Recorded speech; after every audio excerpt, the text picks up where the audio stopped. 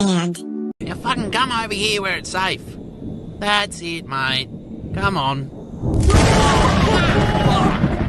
I knew that was gonna happen. Clarence, mate, you alright? Oh, yeah, that was a good one. Fuck, get out of there. Fucking hell. Poor cunt. Oh, yeah, Clarence, mate, yeah, should be alright now. Yeah, mate. Jesus. Just hold on. Oh, no. Fucking early. Fucking that scene of War of the Worlds? Have you seen War of the Worlds? Yeah. And the lightning's just fucking constantly coming down and fucking hitting. The fucking tripods come out and they fucking start killing everyone. You're missing a once-in-a-lifetime sighting here. Major live in concert. Eh? You're missing the whole thing, cunt. You seen the original War of the Worlds? Yes, mate. Clarence, I'm fucking sorry, mate. I'm not thinking, no. Holy shit. Oh, God. Just hang in there, mate. It looks like he's still breathing. He's still breathing. And there was a woman in this foreign intelligence service who was the ugliest woman I've ever seen in my life. like, you want to avert your eyes. Like, she came off the Side of Notre Dame. She was a stone gargoyle with a giant Mole right here with a giant hair coming out of it. that kind of ugly. So I asked her just to meet me privately for lunch on Saturday. Don't tell anybody. And she agreed. And I was like, oh my God. She said yes. And I ran back to the office. I was like, she said yes to a lunch on Saturday alone. And my boss says, okay, here's what I want you to do. I want you to fuck her. And I said, what? I said, Have you ever seen her? And he said, I know, but we're the good guys. and you're gonna have to take one for the team. And I go, oh my God. I said, I go, okay, I'll do it. We're going to take all the breeding age females and bring them to Las Vegas, and I'll distribute them to the men who have changed their names to Corey. No kings, no presidents, no senators, just Corey.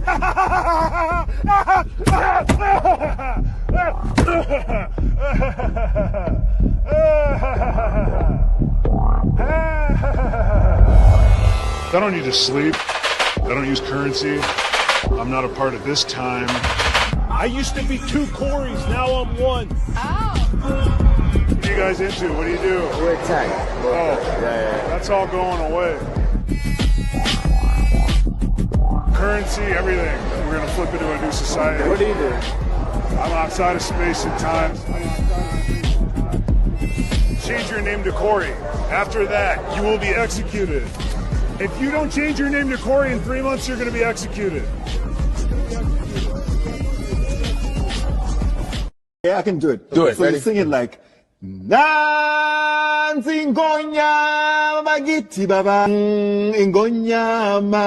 again. What does it mean? It means, look, there's a lion. Oh my God.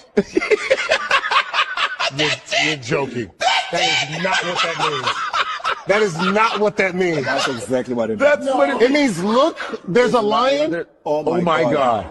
It's a Look, there's a lion. Oh my God. It's a lion. Welcome to the male delusion triangle. You have money, you are strong, or you are emotionally stable. You can only pick two. If you have money and you're strong, you drift on an hourly basis between suicidal and homicidal. If you are strong and you're emotionally stable, you are a brokey. If you are emotionally stable and you have money, you are a weak bitch. You can only pick two. Where am I, you ask? I am not here. I am in the circle that has nothing. I am a weak bitch. I am a brokey, and I am not emotionally stable. I live right here. I love Benjamin Netanyahu. All the hate being spread about my beautiful king is being led by uninformed goyim. Dear Netanyahu, I hope you know that I love you.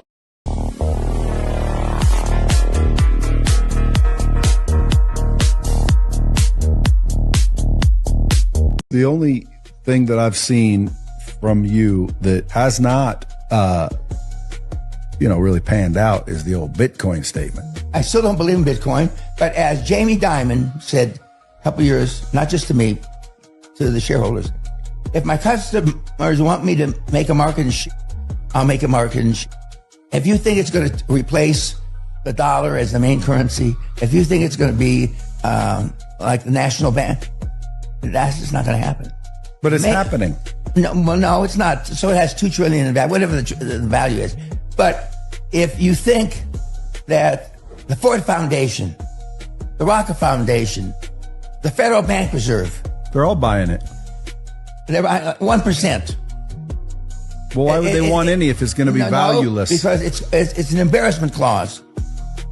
Just in case it goes to $1 trillion, they participated. It's just so they're not totally embarrassed. Nobody knows about that fucking degenerate life when you're fucking down 40,000 and you battle the fuck back. You say, you know what? I'm a fucking strong, independent man. And you're not gonna tell me I should go to bed. I'm gonna battle the fuck back. And I'm gonna fucking get my money back. And guess what? I got my motherfucking money back. That's right. Asset. Well, Bitcoin's the best crypto asset. Okay. What's the second best? There is no second best. There's no second best crypto asset. There's a crypto asset. It's called Bitcoin, right? Right? There's no second best, okay? But take all your money, buy Bitcoin. Then take all your time, figure out how to borrow more money to buy more Bitcoin. Then take all your time and figure out what you can sell to buy Bitcoin. And if you absolutely love the thing that you don't want to sell it, go mortgage your house and buy Bitcoin with it. And if you've got a business that you love because your family works for the business, it's in your family for 37 years, and you can't bear to sell it, mortgage it, finance it, and convert the proceeds into the hardest money on.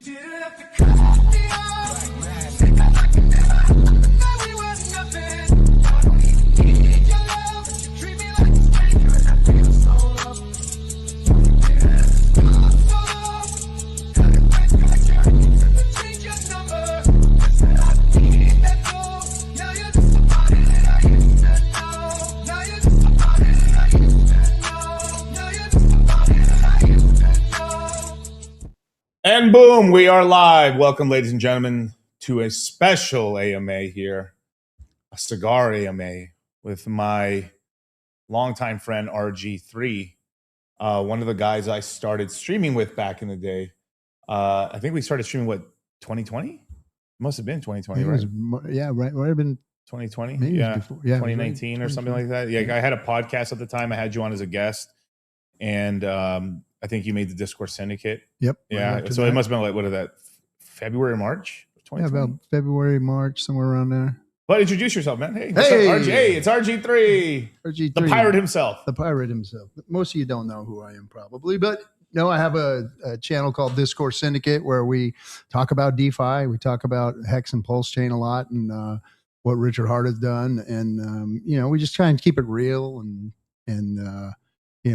don't sugarcoat, don't like load up needles with hopium for everybody, and we don't do charts, but we talk about what's going on. That's it, That's haram. No and charts, man. now it's like we're streaming on like the worst day ever. Like it's like there is nothing good going on anywhere except for the Tel Aviv stock market hit all-time highs today. Hey, go Tel Aviv stock market. All-time highs, ladies and gentlemen. All-time highs. I'm sure they're dancing in the streets in Tel Aviv right now. The Iron Dome works, bros. Yeah. Supposedly that's the strategy, is because the Iron Dome blocks most. I mean, if you throw 1,000 missiles, one's going to get through, right? Yeah. But they're concentrating on countries that don't have the missiles yet, or don't have the same level of defense system, basically. They're being strategic with their strikes. And, and they're trying to make maximum pain is what they're trying to do. Right. They're not just trying to bomb targets and stuff. They're trying to create maximum pain with all the stuff that they did with the Strait of Hormuz and shutting it down, and all that. That's where it's going to start hurting everybody. The That's pumps what about they increase. want. Yeah, they want to hurt everybody. $100 a barrel probably coming soon. Oh, real soon. Like it was ridiculous when I left. Like gas went up when I left Cali. It was like, I'm sorry, it was already up like 70, 80 cents. Oh, really? Oh, yeah. Oh my God. Oh, yeah. I mean, we haven't seen the rise here in Vegas yet, but it's coming. We were in the high threes, and now we're like tipping 5. Fuck. Yeah. Yeah. I mean, even outside of Vegas here. I gotta ask, like, because like I think last time you were here, we were talking about the fires. Like the fires had happened. The fires had happened in fucking in LA. Yeah. That was brutal. What's happening with that? I mean, because you're not there, but you're there. Yeah. No, it's when you've got that valuable a property that just all burns down. I mean, the scammers are going to come out of the woodwork. And money talks. So that's. They're gonna it's gonna be years, but they're gonna see all kinds of scandals come out of that shit. Yeah, I mean they're like reclaiming some of that land there to build like not low income housing, but kind of like they were trying something like that, and then they kind of like a certain percentage. It's Malibu, dog. You can't be putting low income housing in Malibu. I mean, come on, man, it's the boo. Come on, bro. How are we gonna get Malibu back? Like, come on, man. You can't put low income housing. What? Gonna be a $4.5 million house instead of a $7.8 million house. I mean, come on, that's low income in that area, especially where those houses burn down. I mean, that's big deal. That's big direct energy weapons. That's right, man. This is why you have to have something almost of this color on your roof. The blue. You heard about the blue roof? The direct energy weapons can't burn a certain type of blue. Oh, really? Yeah. So like houses. So there was like all this weird shit that happened. So the first time they tested this out, like where like the public really figured it out, was in Hawaii. Remember there was all those burnings that happened. Yeah. There was houses that had blue roofs. They didn't burn down. They didn't burn down. It's one of them conspiracy theories. Hey, let's watch. Look. We're 1,000 to 1 right now on conspiracy theories. Right now. I mean, the conspiracy theorists are winning right now. I mean, they're winning. Like, don't drink the water; it turns you gay. Well, it does. It kind of does. There's kind of a lot of pharmaceuticals in the water. Yeah. Like, the only thing that hasn't been proven right at this point has been flat Earth. Titanium moon. Oh, I haven't heard that one. No, titanium moon. We have a Death Star moon. Flat Earth. Lizard people. Oh, actually, no. I've heard about that one where it's like supposed to be like a space station or something like that. That's Antarctica. Right. That's a flat Earth. That's the whole flat Earth. The flat Earth is like the beginning, and then you're like, no, the ice walls. No, you guys need to talk about Agarthia. Agarthia. They're not theories anymore. I mean, yeah. They did Hawaii really dirty, though. Oh, yeah, dude. Yeah, the same sheriff that was here that dealt with the Las Vegas shooting in 2017. So that was supposed to, and that whole thing there that happened here in Las Vegas allegedly was basically there was an assassination attempt on the Prince of Saudi, where he's going to become the king of Saudi Arabia, MBS, and it basically got thwarted and failed, and it just got turned into this huge cover up as like a fucking like Like it didn't happen. It didn't happen. Well, it failed, but there was people getting shot and everything like that, and then they're shooting into like it was like weird things where they're saying, "Hey, the window's broken." The window wasn't broken. Yep. You don't fuck with MBS. Yeah, there was a lot. So there was a cover up, and there was some innocent people killed allegedly. Yeah, here. And to this day, that hotel hasn't recovered. They had 5 helicopters turn off their or 1 or 2. I keep forgetting, but turn off their transponders that left off the airport. Then all of a sudden, right back in the tracks where they left it, back on. Right. Ooh. So it's like a bunch, and they said there was helicopters shooting down at people at the crowd. Oh shit! Yeah. And then that guy that was kind of running that thing, he moves to Hawaii, and then he's in the same place where all the lasers came down, all the fires were burning down there and over there in Hawaii. The same dude. Play the music again. I mean, I don't got any proof, but it's like. Conspiracy theories always like get me for a quick second. They're like, oh shit. And then I'm like, come on, man. And then my rational brain takes over and says, come on. No space laser. And the crazy thing is like certain celebrities' homes down there didn't burn down. Like one of the big ones was Oprah's house. Didn't burn down at all. Her entire room was blue, and then Oprah then afterwards bought a bunch of land, all the surrounding land for real dirt cheap and stuff. And you get burned, and you get burned, and you get burned. And that's and then they're like that's the whole thing. They're just trying to buy up land now, and then they were offering people like 10 cents on the dollar for their land. Now that it's it was millions now. Take this and goodbye. Wow, it's bullshit, man. I'm telling you, man. So you want a cigar? Yeah, sure. I got something special for this you. man's got like a whole show the camera real quick with you. Like look at these this man brought in like he's like strapped, dog. So I got my boy, I had a cigar today at the lounge with him. So I brought him some sticks and I had this thing filled up. Can I say one thing though? You pull that packet up real quick.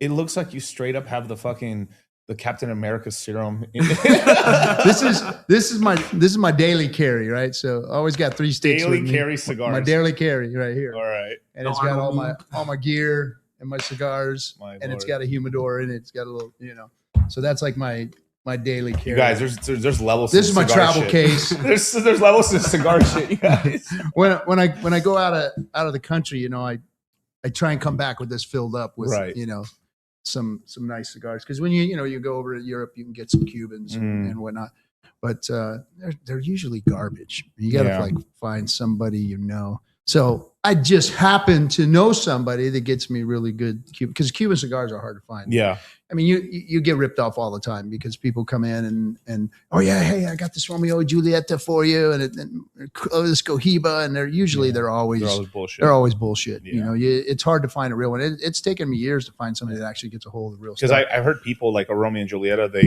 they just slap on the other label from because there's like legal versions that are made in like Nicaragua or something like that. Well, because of the embargo, they were able to just take the names, because it's like, hey, fuck you, you don't get to have the name, you're Cuba. So they built these other factories, and they make there's Cohiba, Romeo and Julieta, Partagas. All of those cigars are made by non-Cuban companies. Now, however, you got to realize that all those people fled Cuba and ended up in Nicaragua, Honduras, Dominican Republic. So they're really Cuban cigar makers, and they took a lot of the seed too. Yeah, of course. So a lot of the seed is from Cuban seed. A lot of the cigar makers are just as good as anybody in Cuba, but Cuba has something about its land, something about and the history there, and they have the history and there's just something about a really good Cuban cigar that they're all handmade, right? All premium cigars are handmade. Okay. I mean, even the stuff here in the U.S. is handmade, and that's what separates them from vape and cigarettes and everything else is that they're crafted. And your shitty Zins. Yeah, they're crafted by there's a film out called like 300 Hands. 300 Hands. So by the time you get a cigar, 300 hands have actually touched that cigar. That seed, that plant, when it's rolled, to get it to you, it takes like 300 hands. Is it 300 Hands Colonials? Half wheel, or which one is it? Yeah, Half Wheel is the one to put it. Half Wheel's like they're like a cigar rating magazine and stuff. Yeah. It's on YouTube. You can find it. Oh, okay. I'll definitely look it up. they go through the whole thing about how people handle the cigars, and it's an art. It's an art. No, I know it's an art too, and it's so cool because it's one of the few industries in Cuba that never failed. They kept it was kept. Yeah, it was kept up and stuff like that. And they never gave up on it. They kept going. And then, cigar companies came here and failed and came here and failed. And some of them survived. And there's always these fires, these mysterious fires and stuff that burn down cigar companies. Some insurance scams. Hit the music.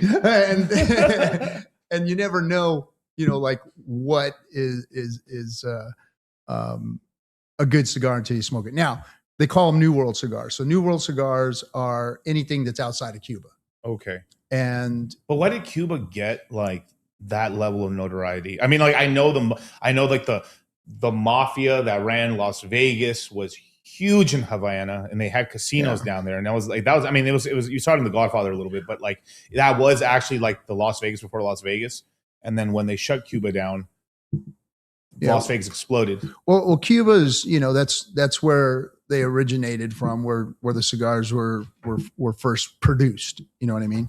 And a lot of it went to Europe, like Spain and Portugal, and they all the cigars were going over there in the early days. And because it was a native thing. They came here and saw the natives smoking. Tobacco. They had cigars that were like tree branches, right? Rolled up. They'd roll it up and they were smoking those. And then just take a machete and put a fucking wrap on it. The Spaniards loved them. So they started packaging them up smaller and sent them to Europe. And then the industry kind of grew. But then when the embargo happened, then, Cuba kind of got shut down. Yeah. And there was a few small companies outside of there that were trying to make cigars. But it's the land, the dirt that it's grown on. Right. The way the sun hits it, the humidity, all the things just kind of like Cuba's like the perfect environment for cigars. So that's why they make them. The problem is that even when we get Cuban cigars here, they're not the good ones. So we're getting because the they keep the goods. They keep the good ones for themselves, and then the rest go to China.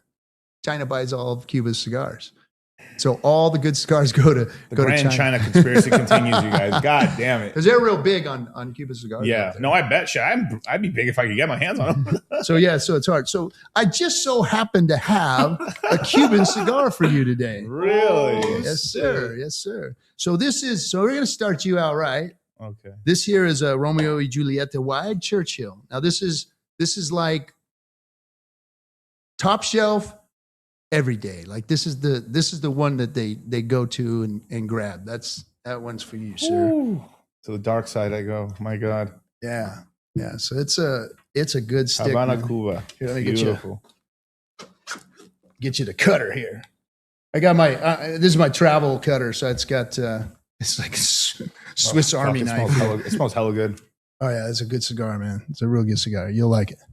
And there you go. That's my Swiss Army knife. Jeez, bro, what kind of cutter is this? Fuck, man. It's a lighter too. It's got everything on it. Dude, my Lord. You never. So okay, let me ask you before I cut. What cut? Because obviously there's like two different types of cut. You can like Chris cut it here and stuff like that. Like yeah. So that's a straight cutter on that side. Yeah. So that's just the typical boom, get you your good draw and everything. Now a lot of people now are using the V cut over there. Right. On that side. Show it on the camera, Kyle. So you see how there's like a line there? Yeah. Yeah. So the line, what it does is it cuts a V in it. So it kind of pushes the smoke to a different area in your mouth versus just a wide cut, right? Yeah, show it to the camera. So like,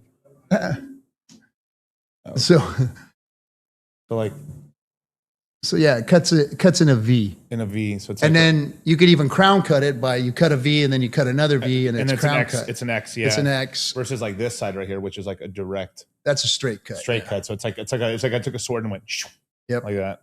And then that thing has a little blocker in there so you don't cut too much off and everything. So it's kind of like gives you a perfect cut. And then it's got punches on the side of it so you can punch cut it, but that's for girls.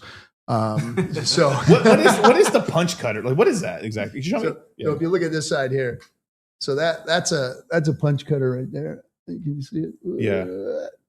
So it's got two different sizes of punch cuts on it. And you basically so all that's on the tip is just a piece of tobacco. Right. It's really open there. So as soon as you cut through that, punch through it, that peels right off. Right. and then you've got a little small hole, and the flavor is just really concentrated in one area. If you don't have a good draw on it, then you can use that to like kind of get back in there a little bit. Yeah, and then there's even a little drill on the side. If you pull that thing out on the side, bro, what are we doing right now? Where's the drill on the other side of the punch? So you pull that out. Oh my god, I just saw it. What in the fuck am I? That's on the 10,000x. So if you're getting a bad draw, that opens up the draw for you. So that's correct. That's what a 10,000 X on hex gets. I spent my money on other stuff. This man went cigar round. God damn. So you just slide. If you got a bad draw, it's like you gotta like sucking through a garden hose. You gotta oh yeah, only us Xers know about the garden hose drinking, right? Yeah. Well, I mean, I caught the tail end of it. I mean, if you're thirsty enough, it's delicious. Yeah. You are. Hell yeah. I miss that rubber taste, man. Well, they got it here in Vegas for you, bro. The taste of heated rubber. We got a bunch of girls in Vegas. Okay, so you have this one. So what are you smoking right here? So like this brand I know very well. I do know this brand. That this is like I've actually smoked one of these recently. Not this one, but like the local one. Nicaraguan. The Nicaraguan one. I think it's Nicaraguan. But yeah, Romeo y Julieta is one of those brands where it is still in Cuba. Yeah. They still make traditional Cuban cigars, and then they don't have it, but there is another company out there that makes the knockoff. Am I wrong to assume that there's like 5 like OG companies in Cuba, or there's more than that? I know there's lot. More than that. There's like 15 or 20. There might be like 23. 23, like something like that. Somewhere 15 to 23 real legit. Now they're all owned by the government. So the government controls and owns the cigar company. That's why they.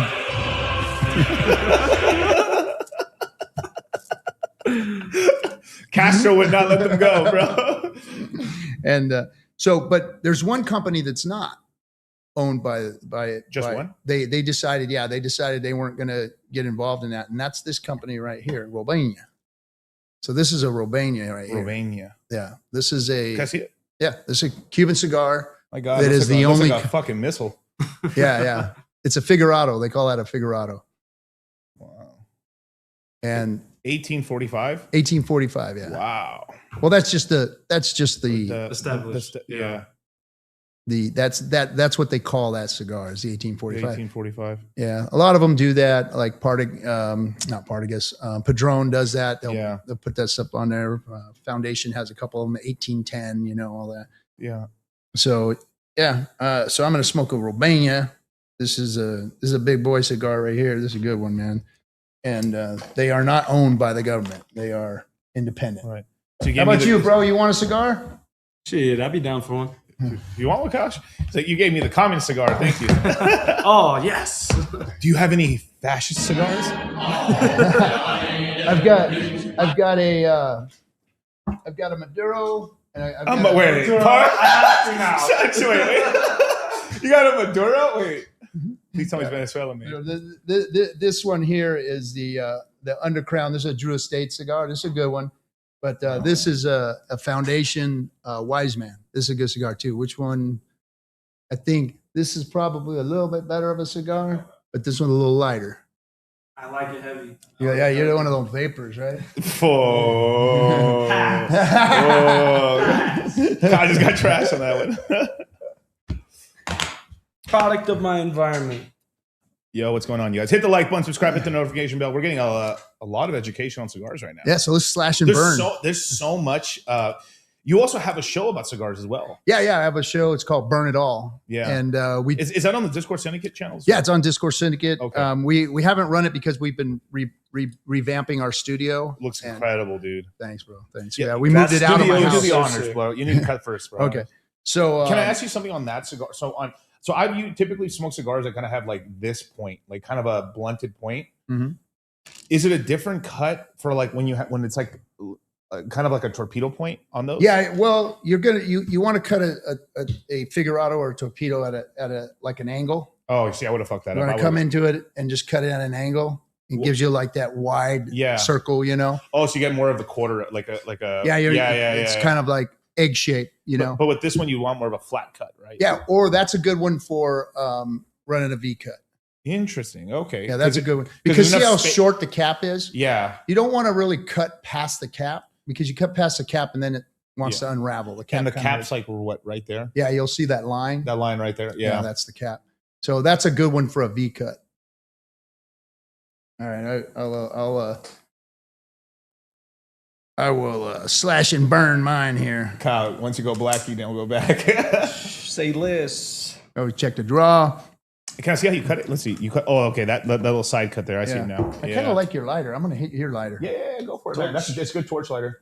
So, you know, you just roll it, and you don't want to stick the flame right in there and get all that butane in there, so you get the tip of the flame on it. Ooh, look at this thing.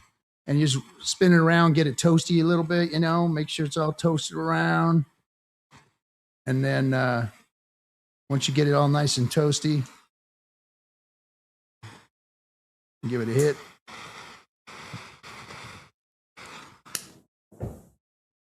Thank you, sir. I always give these out as gifts and stuff like this. I've given out quite a few of them to like Charlie has some, a Sterling.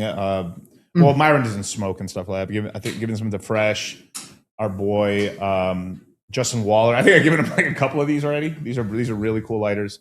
Oh, yeah. Justin likes to smoke good cigar. He's probably the guy I probably know the most that smokes besides yourself. You know, he smokes a cigar here and there. And he said so like this, and then just like you're just trying to spin it a little bit, right? Yeah. You just kind of get it all toasted around it versus like blasting on it and getting it all flamed up on fire. You want to treat it gently. And then once you get it going, see the edges burn a little bit, you kind of roll it out a little bit. The dare did not. No, you got it. Now you got to hit it. Now you got to hit with the flame when you hit it. Once you get it toasted. Get a draw, yeah.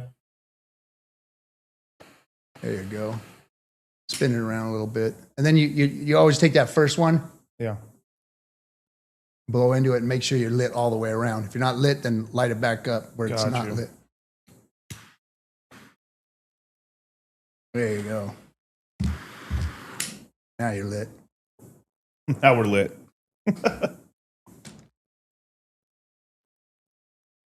Oh, that's a good cigar. Rush Limbaugh loves cigars. R.I.P.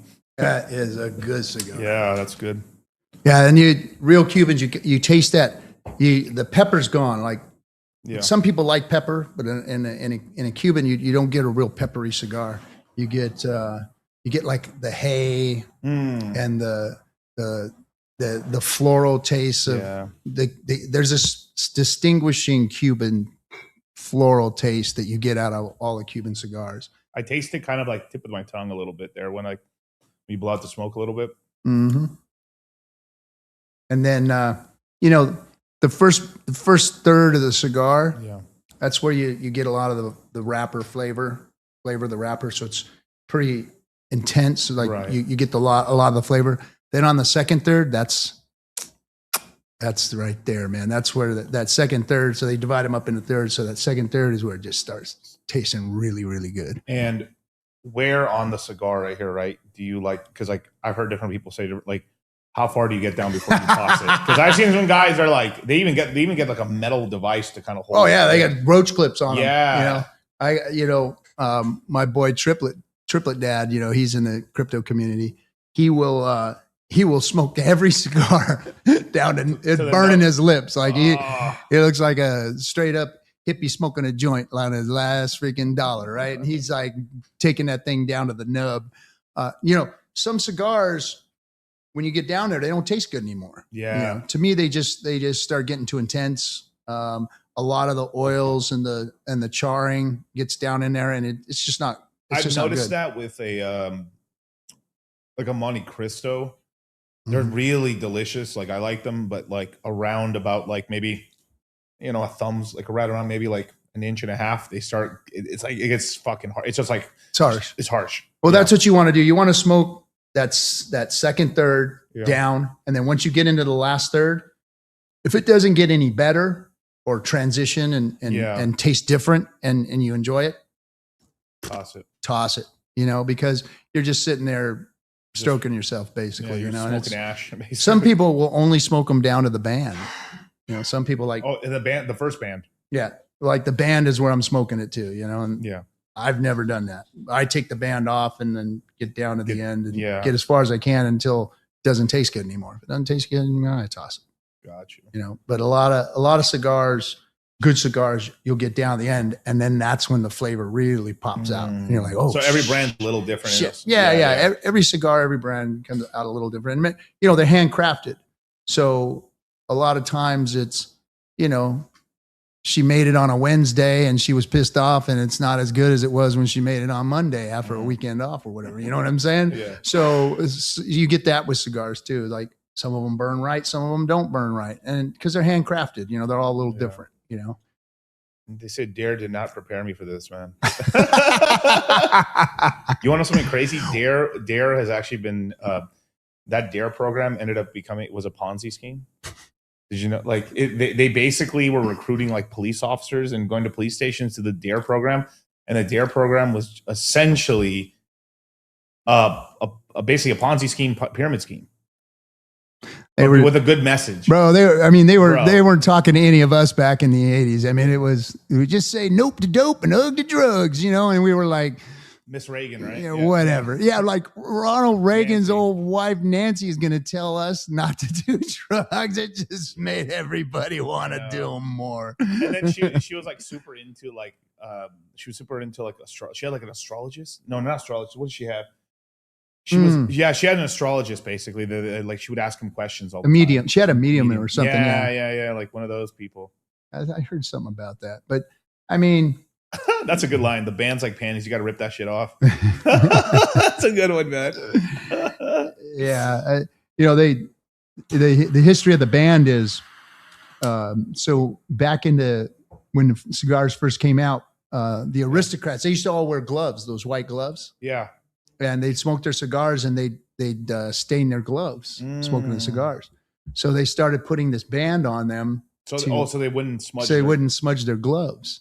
Wow. And that's kind of how the band, and then it turned into a marketing thing, right? You know, to distinguish a little bit. Yeah. So, you know, but hey, if you're going to smoke a good Cuban, you may as well have the band out there for everybody to see. Oh, they rebranded as suicide prevention or something like that now. Wow, that's crazy, man.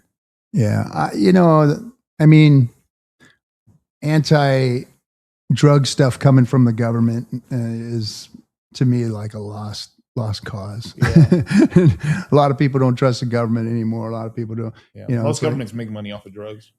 I mean, it just if it's not a legal drug, it's pharmaceutical. I mean, and look at all the stuff that happened in LA with the crack, you know, epidemic and what they were doing then. Contras, you know. right? They were well, the government was pushing that stuff into the streets. Freeway Ricky Ross.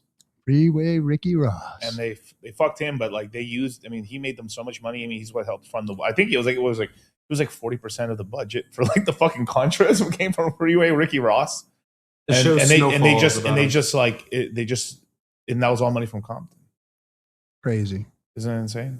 I mean, they've you know, I mean, parents got to do their jobs and educate their kids. And, and I think all parents have to be there though. Yeah. Parents have to be there. I think that, the parents have to be there. Yeah, that's why single moms are terrible, man, for society. You need a 2-parent household as much as you. I mean, so, like if someone dies, I mean, I'm not saying anything evil like that, but you need both the parents there and stuff like that. But it's like this is like I tell the students all the time. You have to play the cards you're dealt. Sometimes you just dealt a shitty hand, or sometimes you you have that fucking ace of spades, which is like you have a wonderful mom and dad, and like good brothers and sisters.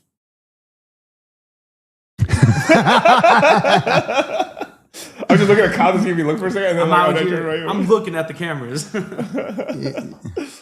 But I mean, your support system, obviously, and what you grow up with, and all. I mean, people are being raised by their computers and their cell phones now. You know, and Franklin Saint Hex says, "What's up, man?" Yo, what's up, Franklin? He's like, "Yo, RG3, what's up with you and Rolo?" Rolo's my dude, man. Rolo's good to go. Hey, thank you, man. You dropped this $2? Thank you. The little $2 bill. Thank you, man. Now, back on the the subject of nicotine and whatnot. So I'm not saying by any means that smoking cigars is good for you. It's not. Yeah, I mean, it comes with risks. Right. But everything in life comes with risks. And as far as it goes, like the studies that have been done show that, that nicotine is actually not as bad for you as, say, caffeine. Right. And nicotine is also starting to show health benefits. Yeah. Now, that's not saying that a cigar is healthy, but when you look at cancer rates and everything else, and they've done studies on guys that smoke cigarettes and guys that smoked only cigars and guys that smoke cigarettes and cigars, and they found that the people that smoke cigarettes are the ones that get sick, get cancer, and die. Very small amount of guys that just smoke, hand-rolled craft cigars don't have those problems. It still comes with risk, though. Of course. But when you it got to comes, smoke a lot of them too. You have to smoke a lot of them. yeah, you got to smoke a lot. I mean, look at George Burns. George Burns smoked 20 cigars a day, and he smoked shit cigars. Like, he smoked a garbage cigar, but he smoked 20 a day, and he lived to 100 years old. And so, I mean, it's all in the cards where you're. I smoke both. I'm cooked. I would just get off of cigarettes and go to cigars, bro. I mean, if you're gonna choose one, like. Yeah, and cigars. You gotta stop smoking those Virginia Slims, dude. You just gotta stop, man. And cigars, you don't inhale. Yeah. You're not supposed to inhale. And when you inhale, an inhale is different from because you do have to breathe some in, right? You have to right. But it's just in your mouth. Yeah, it's just your mouth. But inhaling means it's going into your lungs. Right. You don't ever put it in your lungs, and you get plenty of nicotine from just having the smoke and the cigar in your mouth. I always smoke great black and white.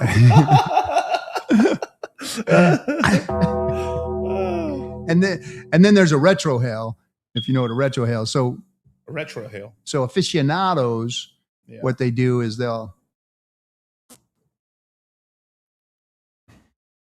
blow it out their nose. That's when you really taste the cigar. You know what I mean? That's when you really do that. No, it's not easy for a lot of people to do. It's intense. The flavor really comes through your nose. But that's how you really taste a cigar. I'm hitting this Cuban cigar right now, and I'm gonna be like, I gotta play craps, man. But and the one thing for me is that it's a hobby. Yeah. I collect cigars. I got a 1200 cigar humidor. And thank you for all the info you gave me on the cigars and where I'm fucking up on is I'm fucking up on getting a good humidor. That's where I'm fucking. I need to get one. Yeah, I mean, you can start out. Start out with one. Just get one of those wooden desktops. Yeah. And they have these things called Boveda packs you put in, and it keeps the humidity right. And and then you start off with 10, 12, 15 cigars. Yeah. You get a 1200, 500, 1200 cigar humidor, and you're going to start filling it up because it looks very lonely in there with 12 cigars, right?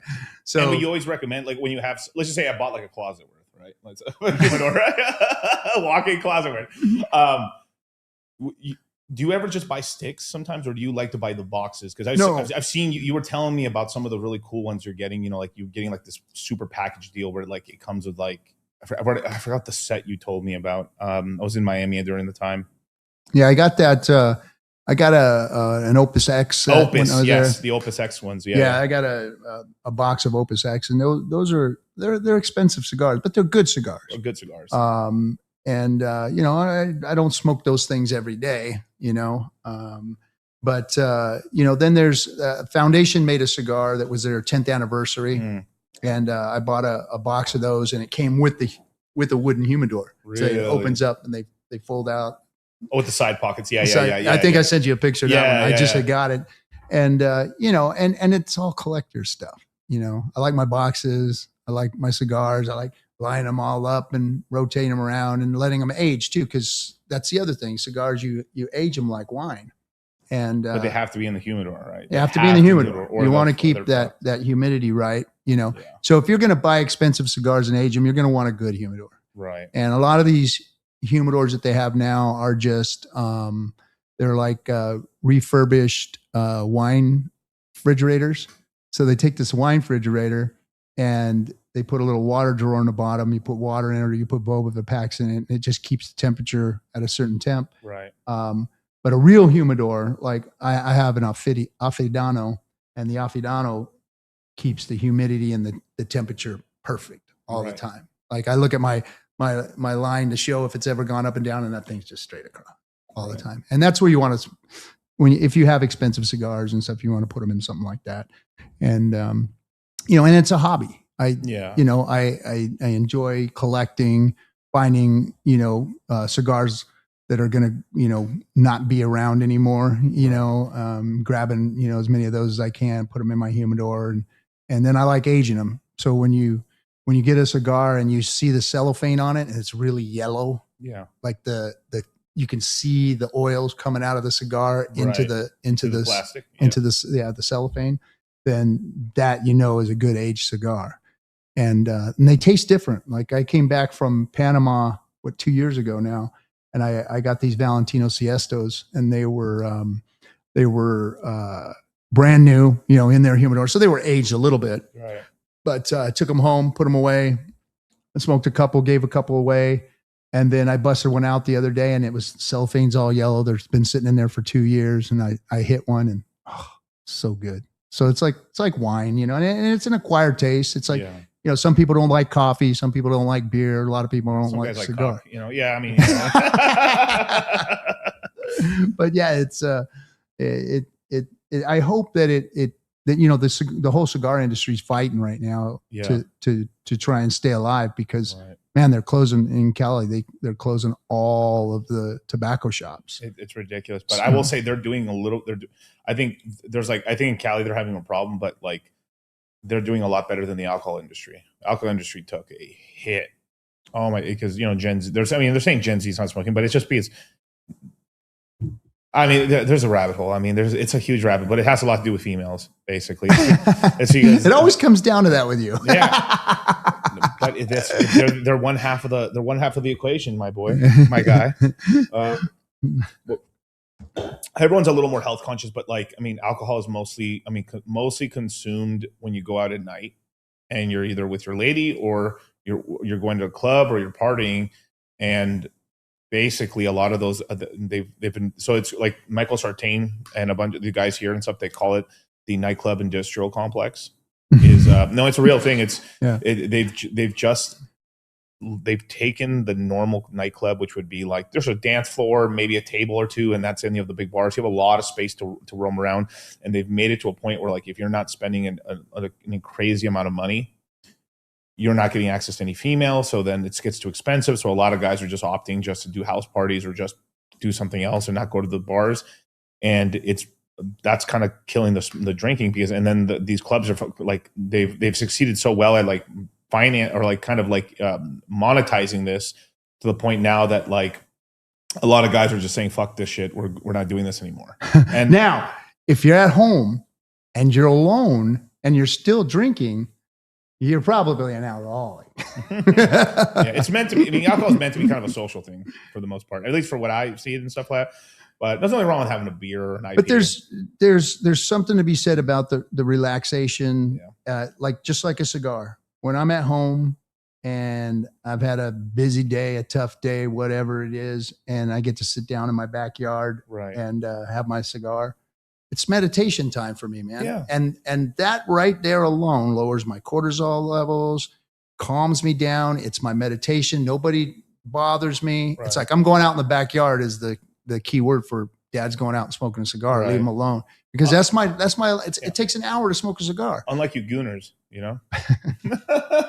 So it's actually that part of it is I think more health benefit than, you know, worrying about the actual nicotine giving you something. Because the big problem is not the nicotine itself. It's the chemicals that are in cigarettes, the chemicals that are in vape that are causing all of the real carcinogen problems that are in your body.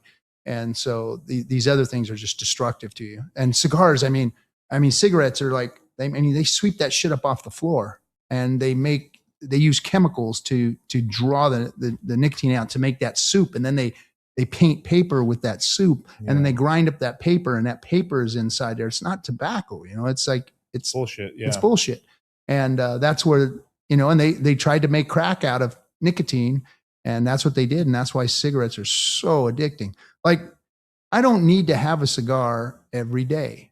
You know, I'll go 4 or 5 days and I'll be like, man, I don't want a cigar, man. I should have had a cigar today or something, you know, but it's not like if you're on cigarettes or vape, you're hitting that vape every 15 minutes, 10 minutes, whatever. You want that thing, you know? And same with that cigarette. You finish one and few hours later, hour later, you're ready for another one, you know? Right. And it's not that way with cigars for most people. Right. And you know, and this is the other thing too. Now I do like the nicotine pouches a little bit because like I like it for the nootropic effect, really. Mhm. Also, they're kind of big in the looks maxing community because like they curb appetite. The looks, Mac, dude. I'm just learning about this. Oh, here we go, bro. Who's that kid that's Clavicular? Clavicular that causes vehicular. The vehicular clavicular. I mean, I watched a stream. So I just started looking at the looks maxing community the other day. 'Cause I try to keep my fucking brain up a little bit, you know. Not fall behind. Yeah. I want to know at least what the hip kids are doing, right? And I saw this kid. I'm like, the guy can hardly. I mean, he can keep a thought together, but he's like, I don't know. He's got a little autism. He's autistic. He's a little bit, yeah. Okay. But he plays it up too. Yeah. He plays it up. And he's not stupid. Like, you remember when Ziz was out, right? Bro, I love how you said it. Dun, dun, dun, dun, dun, dun. Ziz, yeah, Ziz. He's so. Now that guy was like, I mean, he was stud max. Yeah. And this guy, look at the tits, but he I'll say this right. Ziz is the millennial, and Clavicular is a Zoomer.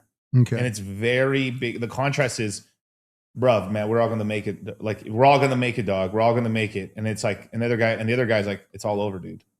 And that's actually the big mentality is there's hope in the millennial guys, and then there's like, I'm not saying all Zoomers and stuff because there's like Kyle's a Zoomer and stuff, and he's not non-retarded, but like there's a higher proportion of the Kyle's generation that has this Doomer mentality, black pill mentality. So they're in the red pill.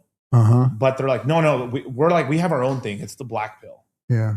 And the black pill basically is like, well, shit's fucked. I got a bad end of the cards. But like what the black pill actually is supposed to be is like, there's no hope. Everything's been determined by genetics. It's all over. I mean, I should just kill myself. Dude, there's no hope, right? And then instead, like they are like, they're coping on this side too, because the black pill guys are like, I know there's no hope, but I'm gonna try to better myself anyway. Which is like, you have hope, like you're trying. Yeah. But like this is like the big disconnect they're having. It's just more of a branding thing. They basically, like, the millennials have the red pill, so fuck it, we're black pill. So I've really been like trying to study this, right? And because I mean, being a Generation Xer, we were in the middle of everything. Like, our grandparents were the greatest generation, right? And they were a different kind of people. And the boomers were our parents. We were latchkey kids. We were, we were like, hey, go out there and fend for yourself kind of thing. We didn't have video games. Yeah. We didn't have any of that stuff. And so our life growing up, we were feral. I mean, and what's your teenage years? 80s, 70s? I was a teenager in the late 70s. Late 70s, and then in your like early adult life in the 80s, basically. Yeah. Okay. Just so I got the. So I was I'm like a beginning Xer. Yeah. Right. So we started punk rock. We were to our own all the time. We did what we wanted. Nobody recorded or has any record of fucking anything we've ever done. Or I'd be in jail right now. Like, more than, but anyway, so we approach life today with a lot more caution because it's like, wait a minute, you're putting all this shit, on the air and stuff. Yeah. And I've always been trying to communicate with the newer generation because they're the ones that are going to come take us home. Right. Like, I want to retire pretty soon and I don't want the world to be all fucked up. And when I look at the youth today and it's like the hopelessness and the confusion and all that, I go, no, wait a minute. You guys got to fucking nut up and take care of shit and change what my parents did to this place. Cause we were just like, you know what? Fuck it. They got this. They're going to tear this shit up. Yeah. And here they go. And that's what we've been watching the boomers do for all this time is really just mess this country up, this world up. And, and all the generations below it had to suffer. And I think that the Xers are disconnected from the youth. you know, and they sit there and they chastise them. They, you know, they don't give them any credit. It feels like to me, you know, and that's not right, because they need it more than ever. They need leadership, you know, and I think that, you know, it's time for the X generation to step up and start leading and making. I mean, you guys should have led the revolution by now. You should have took the boomers out of power a long time ago, man. Like, and we didn't. And you didn't. Because we were the first anti-government, kind of anti-establishment, but we did it in a different way. So you guys have platforms and shit to do that on. We had a you know, couple of music genres to do it in, and we did a horrible job at it. We just partied instead. And you know, and we didn't take the opportunity to go out there and do anything, you know. And then when social media came, this powerful tool, you know, we were already kind of too old for it. You know, there isn't a lot of X generation folk out there that are actually going out there speaking, trying to be leaders, trying to help the younger generations get up on their feet, and you know, and so I'm hoping that we start seeing a lot more X generation people getting involved in, you know, trying to fix things, right, and trying to give credit to all the youth, because they're fucked, man. They're this video game, like, you know, like that was the one thing when I was studying this clavicular guy or whatever the fuck his name is, and the whole, you know, looks maxing. Yeah, looks maxing. I was like, they're all, a lot of their world is wrapped around video games, and a lot of these video games, they're like, you know, yeah, I played, you know, Grand Theft Auto for, you know, 8 hours straight every day, and it's like, holy shit, no wonder, you know. Yeah. And well, there's two things. So there's the video game side, and that's just technology coming. But like the big thing that I think is like what was that quote? The comparison is the thief of joy, right? Like, you know, you compare your life to somebody else's life. It could take, like, you could be like, I just landed this brand new job, or my business is finally, we just cracked $10,000 for the first time in your life. You know, those first milestones you hit in your life, you're like, dude, I'm doing it. And then, you know, then your buddy could come in and he's like, you're only doing 10,000, bro. I just did 40, bro.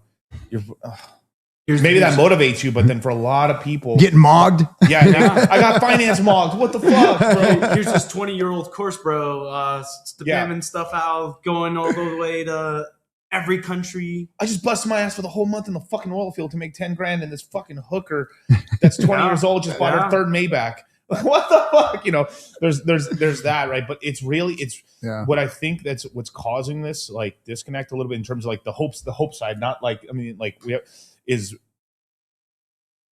I'm not going to just say females only, because there's males on this side too, is that because we have social media and we never really had a really behind the scenes look of how people lived. Really, you did for some certain stuff. Like you saw Michael Jackson a little bit, you know, Michael Jackson, you saw his life, but you're like, he's famous, he's a star, he's a rock star, but that's it. MTV and Cribs. you couldn't, like, you now see like the big joy killers. Like you could maybe even like, oh, this guy's 40 years old and he's super rich, but I'm 20, like he's 40, bro, you know, like, and now there's, you're seeing people with like this huge level of wealth showing off their lifestyle, and it's depressing people because they're comparing their lives to theirs. Yeah. And it's basically caused a lifestyle inflation, or like they have that life and they're not that much better than me. I should have that life. And I'm not saying you shouldn't, but what I'm saying is, now it's put these very crazy, like sort of like less standards. And then this is what's caused this huge change in the females. That's put this pressure on the males. Because what do we, I mean, we do a lot of this stuff I mean, what's life? Life's about sex and basically reproducing and sure to God and everything like that. But like, it has to do everything. I agree with you. I think that most everything a man does is for a woman. It's, you know, for a woman. A hetero man, you know, everything he does is for a woman, you know, is this, is that. And, you know, or multiple or whatever they're trying to pull, whatever they choose, yeah. And, you know, I've always looked at life that way. Like you're chasing women your whole life. And, you know, you have to get a handle on it, you know, and that means you got to have a good support system, good people around you. Like, you know, like Rollo. I really like what Rollo, you know, has to say in this arena, because, you know, he's that X generation guy that, you know, is out there trying to help young men, you know, figure this shit out. and give them good advice. And because the biggest problem, I think, in this country, and I don't know what it's like out in other countries, right. But I think it's that rite of passage. There's no more rites of passage. Right. Like that's seeing some rich dude on Instagram opening up his trunk and pulling out freaking stacks of hundies. I want that rite of passage. I want to go through that. But it's not the 40-year-olds like people are having the trouble with. It's the guy that's the same age as me that's getting it. Like, sure, there was a little bit of, you'd only see maybe bands or like a young guy in a band have that. And a lot of these Instagrammers are faking it too. Yeah, and that's a huge part of it. But it's so much now that like you've gotten a lot of the young guys have gotten brainwashed to it as well. And then also too, like we're in the age of Aquarius and in the information age, right? But even I could even say for the bodybuilding side, like the bodybuilders like would gatekeep, they're using steroids. Their content, the early content, I would say from like early, let's call it 2010 onwards to like, I would say 2018 was about working out.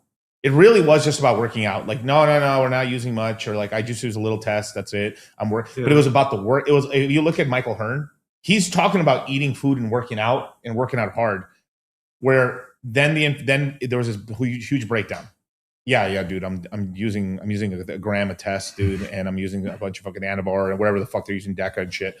And I'm blasting and shit, or I'm using Tren, and then a couple of the young guys see that, said, fuck it, let's blast it. And they're like, they get all this attention and they start blowing up. And then that's the key. I have to like talk about that to blow up and stuff. And then Sam Sulik's a little bit better, like more of a return to form, but he's blasting out the tits. I mean, look at his skin. Yep. And I like him too. And I like him as a person. He shows the working out, but like you could see the detriment it has to his face. If you blast high tests, you age very rapidly because of the high level of DHT. Yeah, especially when you're young. The Tren twins, like they look great. They look incredible. They look like literal like their age, and then they started getting aged out. I mean, we're sitting here talking about how other men look, and other men are trying to make themselves. It's kind of the gayest thing I've ever heard. But I mean, but that's become the game because it's because right now we're in a recession. Mm-hmm. We're in a recession, and during the Biden administration, they changed basically if you have 2 quarters of negative GDP growth, you're in a recession. Yeah, we're in a recession. If you have a whole year of like 4 quarters worth, you're in a depression, basically, right? They changed that up. Now it could be 3 or 4. So some quarters we actually have a positive growth, but then we still ended up having like 3 quarters of bad growth. So we're not in a recession, but we're in a recession. We've been in a recession since 22. Well, it's because we've got, the what do they call the top tech companies? I can forget what they call them, the Mag 7. Oh, the Mag 7. Mag 7. So the Mag 7 is killing it. Yeah. So they're killing it. And then the rest of the stock market is suffering, and they're in a recession. So it's kind of like faking the numbers, and people are thinking that it looks okay only because a few handfuls of companies are killing it. Now, I think that's going to flip because I think this AI thing's a bubble. And I think that AI is really bullshit, to be honest.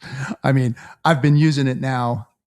It's great, but all it is a freaking glorified search engine. I mean, for now, you're right. Like for now, it always is like now AI moves really fast. The technology is moving fast. But like if you look at the tech boom, right? The tech boom, exploded 1999, 2000. Then you had 9/11. If you look at what they did, Amazon was created, Pets.com, like everything Pets.com actually did was correct. I mean, we're putting all their stuff online. Pets.com, when it first came out, was just a landing page, and it made millions and millions and millions of dollars.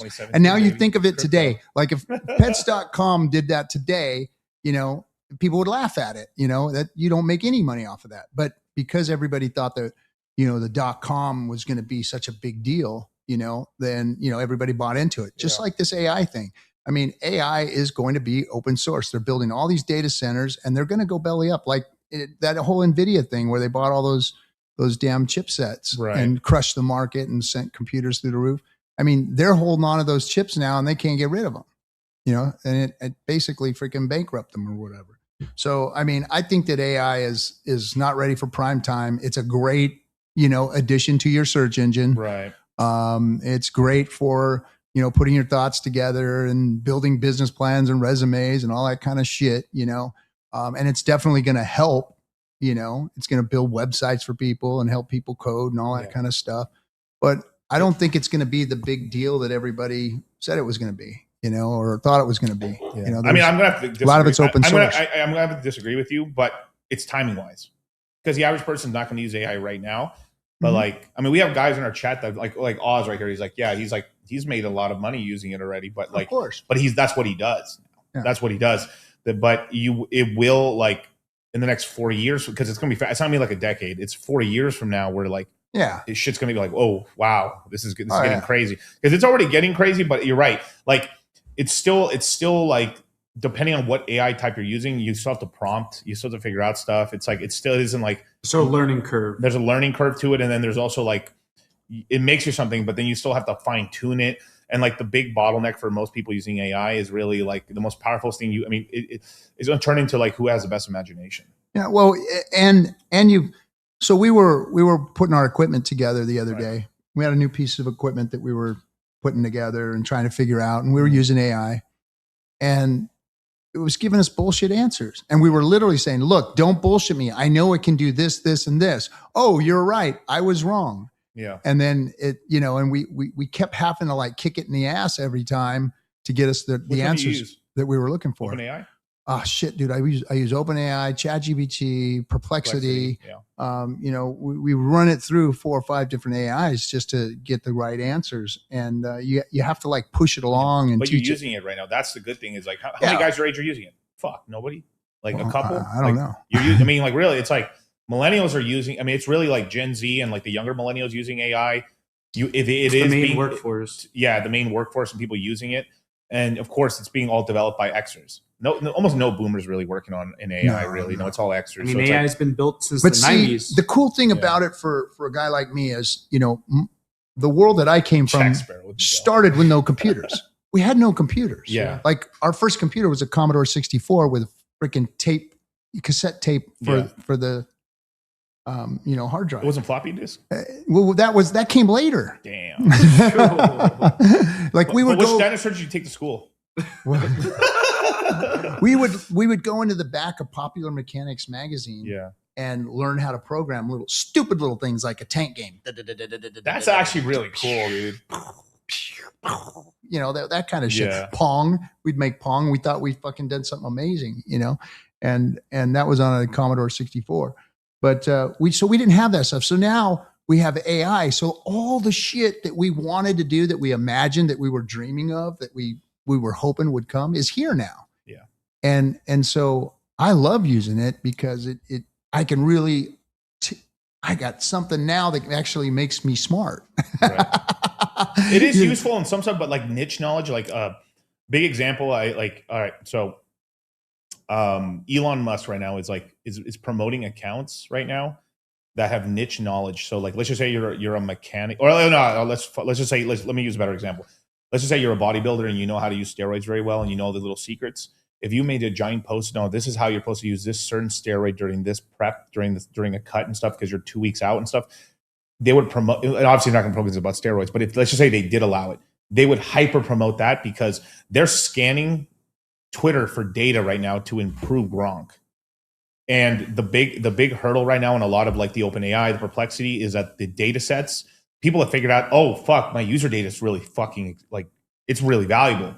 So now they're like blocking. No, you can't use it. You can't, like the huge thing right now is like that Reddit was like drained for info, along with a couple of other these sites, and they're like pissed off and they're trying to sue them back for like, you know, you owe us billions. What the fuck, you guys? You basically trained your AI models on our shit without permission. And you know, and Gronk, you know, but you know, since Gronk has X, he's just gonna, but like they've already scanned all the easy stuff. Now that's like the niche information. We're digging in, yeah. And then like same thing, it could be about landscaping, it could be about fucking electrical work. They're now like, we know how to do this simple thing, but now like, how do you actually do it? Or like, what's a tip and trick? Don't use this kind of screwdriver. Use this one with this glove, or you'll kill yourself. You know, like, or you'll kill yourself. Right. But that's what's going on. Like, right. Like, you could ask a very simplistic question. Like, it's really good for like generally, how much Cialis should a guy use on a daily basis if they were going to use Cialis? Well, I wouldn't. Well, go past how hard do you want to get? For how long?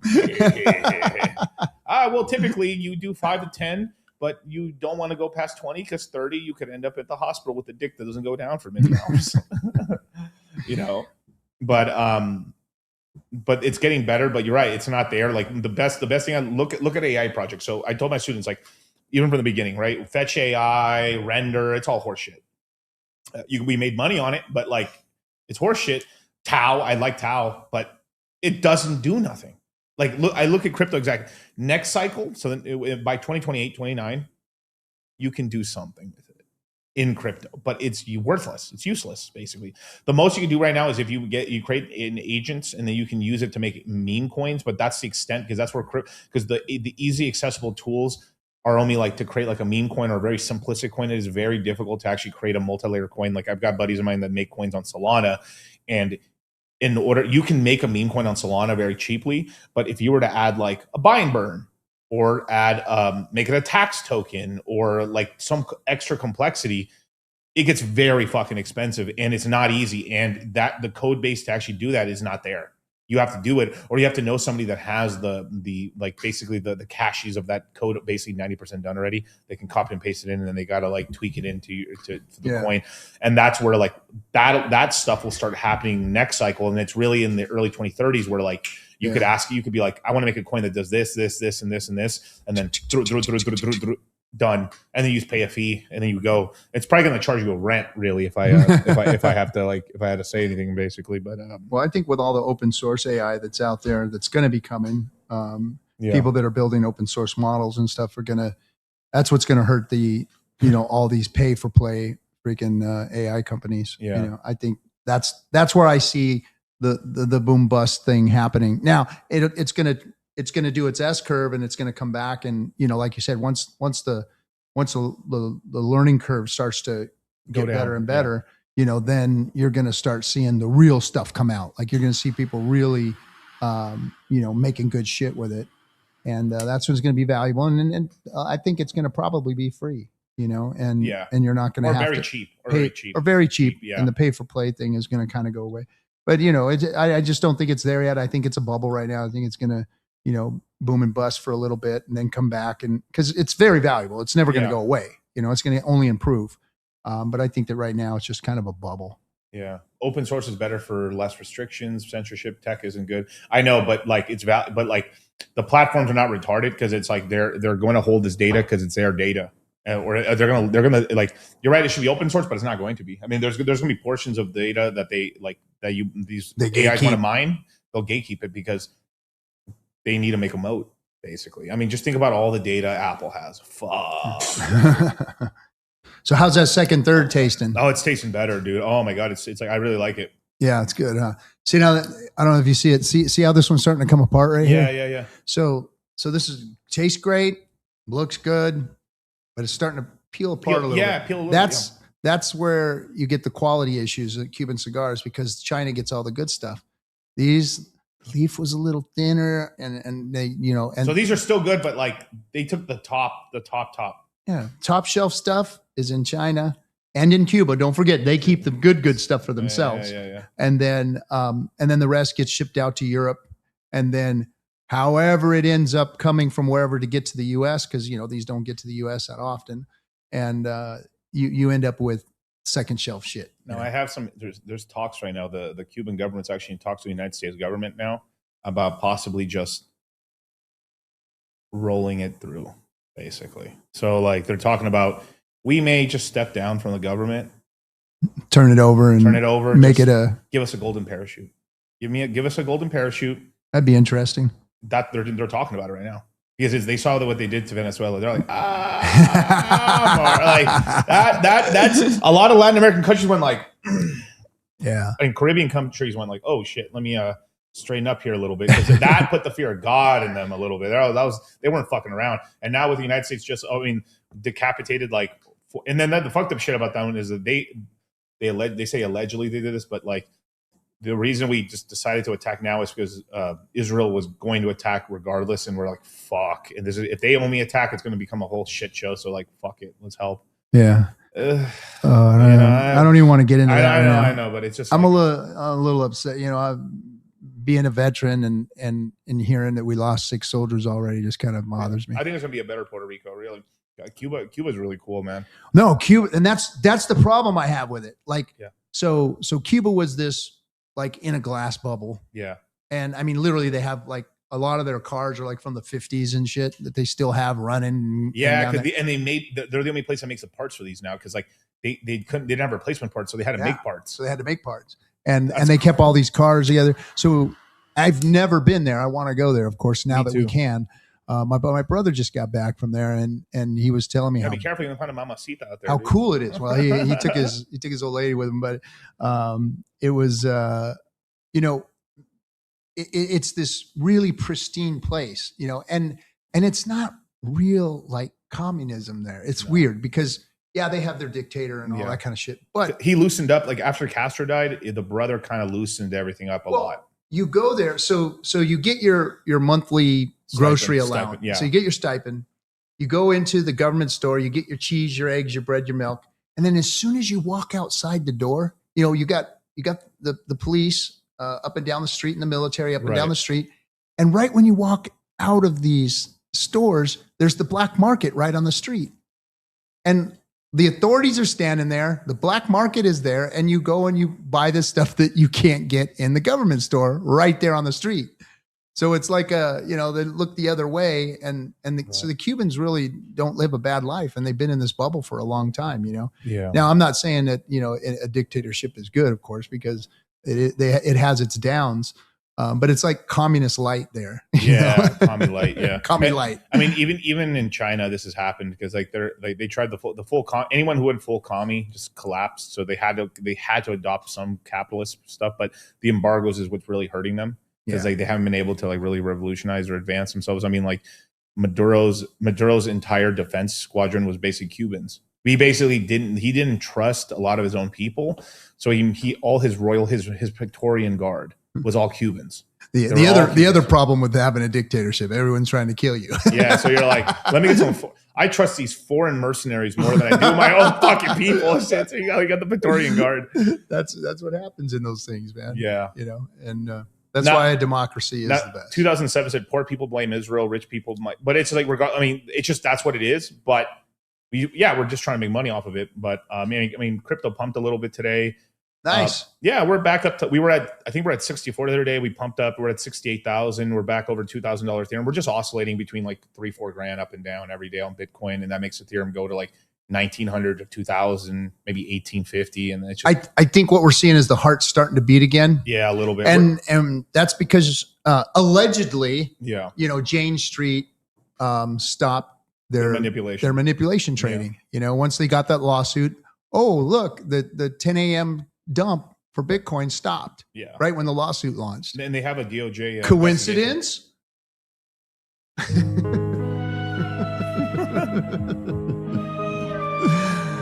think not. I think not.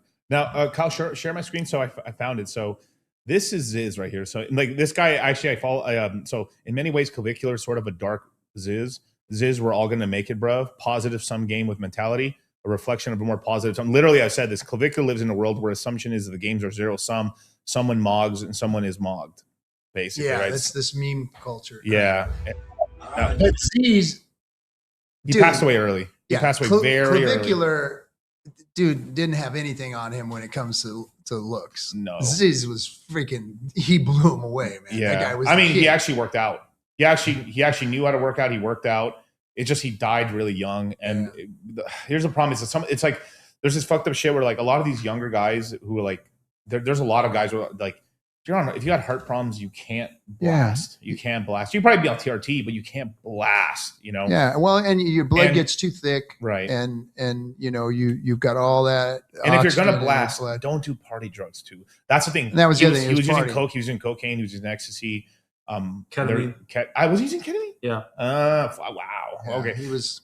I mean, let's look at the video. He was party boy. He was a party boy, man. But like that's what it was. But it was like, you know, fuck bitches get money. All right. It's time to talk one-on-one with everyone here. Listen carefully, bros. This is the revolution. Everybody asks him, what the fuck is this about? What the fuck is up with those videos, cunt? You fucking up yourself, cunt.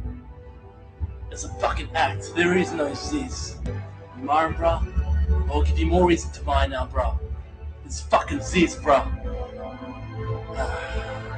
Everyone has a little bit of Ziz in them. Every fucking cunt out there. You're a fucking sick cunt if you want to be, bro. Stop being a fucking sad cunt, alright? Go out, get bitches, but be a fucking sick cunt like Ziz, bro. That's what we fucking do, cunt. That's what we do in this shit, bro. You wanna be a fucking little sad cunt? Fuck that shit, bro. Every little fucking hater's gonna hate, bro. You'll never be like Ziz, bro. Cause I'm a fucking sick cunt, mate. I'm a fucking sick cunt, mate.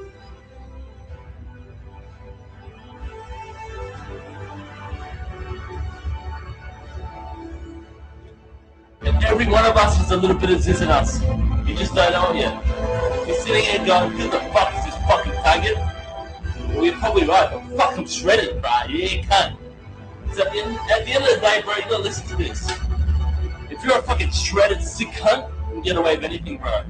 If you can call some fat cunt making me shit, people will be like, oh yeah, it's this, bro, yeah.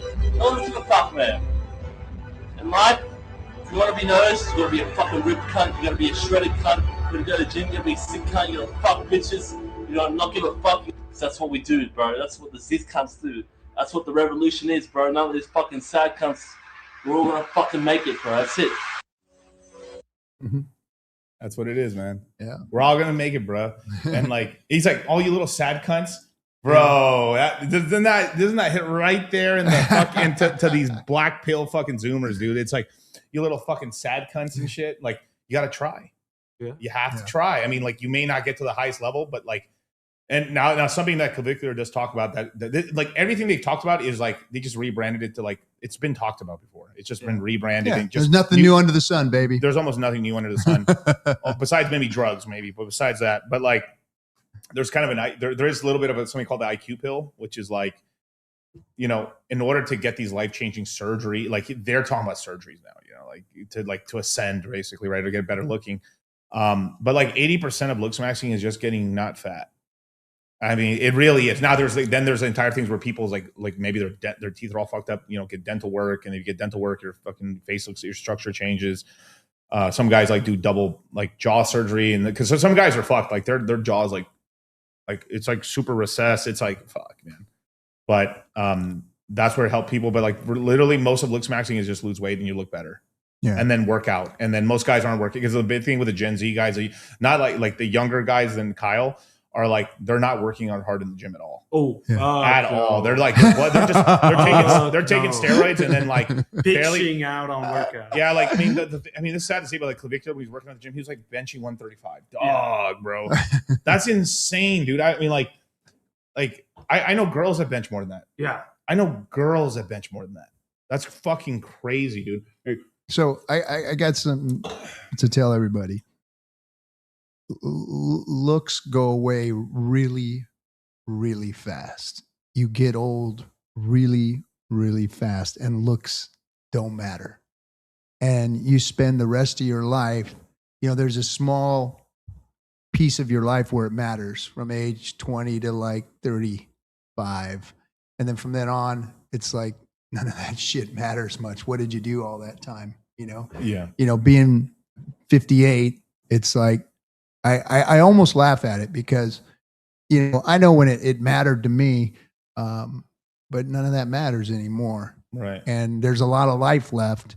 And it's like to have focused or ruined your life or fucked yourself up because of that. It's like, because what this kid, like he can't have kids and stuff now, right? I mean, he can have kids. I mean, I heard something like they said he made himself sterile from. It's very unlikely. I mean, you like.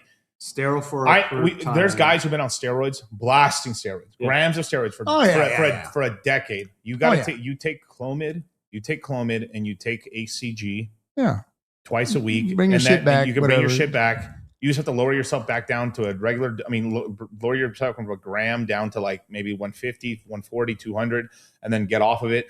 And then basically within a month or two, you can get a girl pregnant. It's not like there is like everything in 100,000 people. There's one motherfucker that makes himself sterile. The chances that he made himself sterile is like fucking 0%. He is doing that to make himself go viral and to market. He's not retarded. He's very smart. He's trying to go viral on clips on purpose. It's a circus. I've been to Miami. I've seen the backgrounds and stuff. It's a circus and shit. People you see on Twitter fighting or on Instagram fighting or on YouTube fighting or on Kick fighting or on fucking Rumble fighting. Yeah. They're like, yeah, this is well, I've seen so much of that in crypto, bro, it's fake. It's fucking fake. And you and I have been to, we've been to big Bitcoin events where we've been in the, the back room parties with no one talking about Bitcoin, all talking about shitcoin. And they're all, they're all chummy with each other, but they were, fighting on stream the day before, or they talk shit. I remember when we went to that Bitcoin event in Miami that one time, and we were the white party.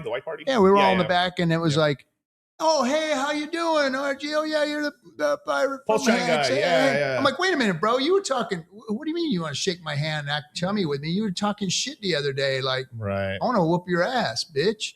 And that was the twin brothers, whoever the fuck that was. Oh, the altcoin twins? Yeah. They're good guys. I like those guys, but like. No, they were good, but they talk shit. And then when it came time to answer up, they didn't, And, but yeah, it's all an act. It's all a game. It's, everyone's trying to go viral. Everyone's trying to go viral. And if they have to like just go with a narrative or attack people, it's all this game of like, can I go after this person without the retaliation being too bad? And can it get me views? Okay, I think I win. There's a lot of that. And a lot of it's just like, and then same thing too with even getting interviews, right? Yeah. Like, all right, I'll interview this guy.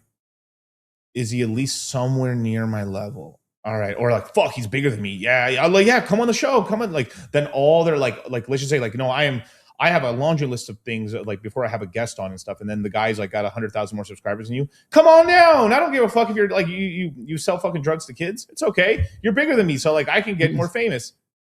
Yeah. Like it's the truth with a lot of it, like 99% of the time. And I think that's another thing that disillusions us Xers, because like we dreamed of having the tools that this generation has when we were younger. Right. And we're watching them squander it on fighting and memes and looks maxing and all this other bullshit. It's like, man, make the world a better place with this stuff. Right. Versus, like you have the fucking world at your fingertips right now, and you're bitching and moaning and whining and complaining because you don't have a Lambo like the looks max bro does. Right. I mean, come on, dog. Really? Like fucking. But the looks maxing is supposed to be, they're supposed to look better than you. Not like, they don't lean, now like Clavicular is changing his tune a little bit. Like, custom made clothes isn't terrible. It makes you look good.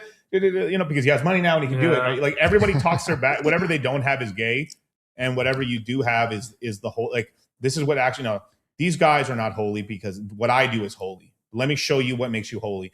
And then once they have it, after thinking about it after all these years, you're right. Like having money is actually pretty cool too, but it's not the most important thing, but it's I see the benefits now because you have it now. Like you have to live it. Yeah. Well, it's all very incestuous and self-serving. All of the stuff that's looks maxing is good to a point. You could just fall like there's two types of looks. There's hard maxing and soft maxing, and then looks maxing stuff, right? Soft. There's fucking actually levels to this. There's shit. Level. There's an iceberg. There's ascension, man. But soft maxing is basically doing stuff without using drugs or surgeries. Okay. So basically, working out, lifting. Like I am somewhere probably like. I'm like 100% on soft maxing and 90% on the hard max. Like the surgeries is where like I'm like it's like there is some people like they do need the surgery. It's true. Like you're like your face is fucked. Like you see, okay, this is a real one. Okay, you seen the things where like with like there's like things where they donate money to like help African children or help people in like Asia, with the cliff with the cliff nose. Yeah. If it didn't matter, well, why does that matter so much? That's actually looks maxing. Yeah. Like that's looks maxing. It's not. You're going to live. Nothing's surgery. Wrong. Nothing's wrong. I mean, half your tooth is showing because you look very weird and it fucks up, and you can't have a really normal relationship because you looked all fucked up. And so, like, there's a truth. There is a truth to what they're saying because it comes from the red pill too. Like there's a thing called the halo effect. The better looking you are, it's just the game of life is easier. Oh, if you're it is. Better looking. By, no, you're right. By You're right. Means, you get older, your looks go down. Mm-hmm. But they go down slower than everybody else's. Like you want to be at your high school. You want to be at your high school reunion where like you're like the one dude that's not chopped. Ooh, still. Yeah, dude. I went to mine and you're in great, bro. You're in great shape. Thank you. Rollo Tomasi's in great shape, but you guys put work on it. Like half the guys are like this, or they're like they're bald, cancerous, and it's like over, you know, like, and usually it's fat, right? Usually it's like they're just over. There's mostly overweight, but I mean, Yeah. some of them just look beat to shit, you know, because they never stopped drinking. So They, the drugs and the the drugs and the drinking and the bad lifestyle too. You know, you eat like shit, and your whole body's going to look like shit. You know, and there's a genetic, you know, component to the whole thing too. Don't Right. get me wrong. I was one of those guys that never looked my age. I was always like, oh yeah, well this guy's 12. No, motherfucker, I'm 17 years old. You know, and it's a detriment in the beginning, and then it sucked in the beginning, and then as I got older, the dividends started to be a dividend. You know, and so there's something to be said about the genetics too. But I mean, 9 to but 5 if you smacking. but if you don't work it, you're not going to keep it. You know, Right. and I did. I went to this my reunion, and man, they just look like hell. You know, and there was only a couple of people that actually looked halfway decent. And I got invited to one recently, like for high school. And stuff. This was the first one I went to, and Yeah. it's like shit. I graduated in '85, so that was, what's that now? that was a 40. Yeah, I think mine's like fucking wow. That's a minute. Fuck, 15 years. 15 years since I graduated high school. Something like that. So, but you know, and it's like I said, at some point though, it starts to not matter too much. It's like, what did I do? I flexed on a bunch of people that are, you know, didn't take care of themselves. Losers that I thought were losers in high school. And then there was some of the guys that were like, you know, they were the football player, they got the cheerleader, and they look like fucking hell. It's like, bro, what did you do to yourself? And you're taller than them now. But did you smash RG? I've always smashed. I've never had a problem. You know, I mean, yeah, these kids, I don't care about that. But did you mog, bro? Yeah, I mogged everywhere. I mogged the fuck out of my high school reunion. Fuck yeah. It was Mog City, baby. No, it was. What I like to see is sometimes like people you didn't notice too much, and then you go to those things, and you're like, they look even better. It's like, that's awesome. Now there was that too. Yeah, there is that. There was that too. There was a couple of them. I was like, oh wait, that's that freaking awkward looking freckled, you know, girl with the fucking glasses and always, you know, her hair was in her face all the time, you know, and she's, you know, looking, you know, like a. That is true. A reunion is just a flex party. Yeah, it is. That's what it is. A flex party. Fuck, damn, homie. In high school, you were the man, homie. What the fuck happened to you?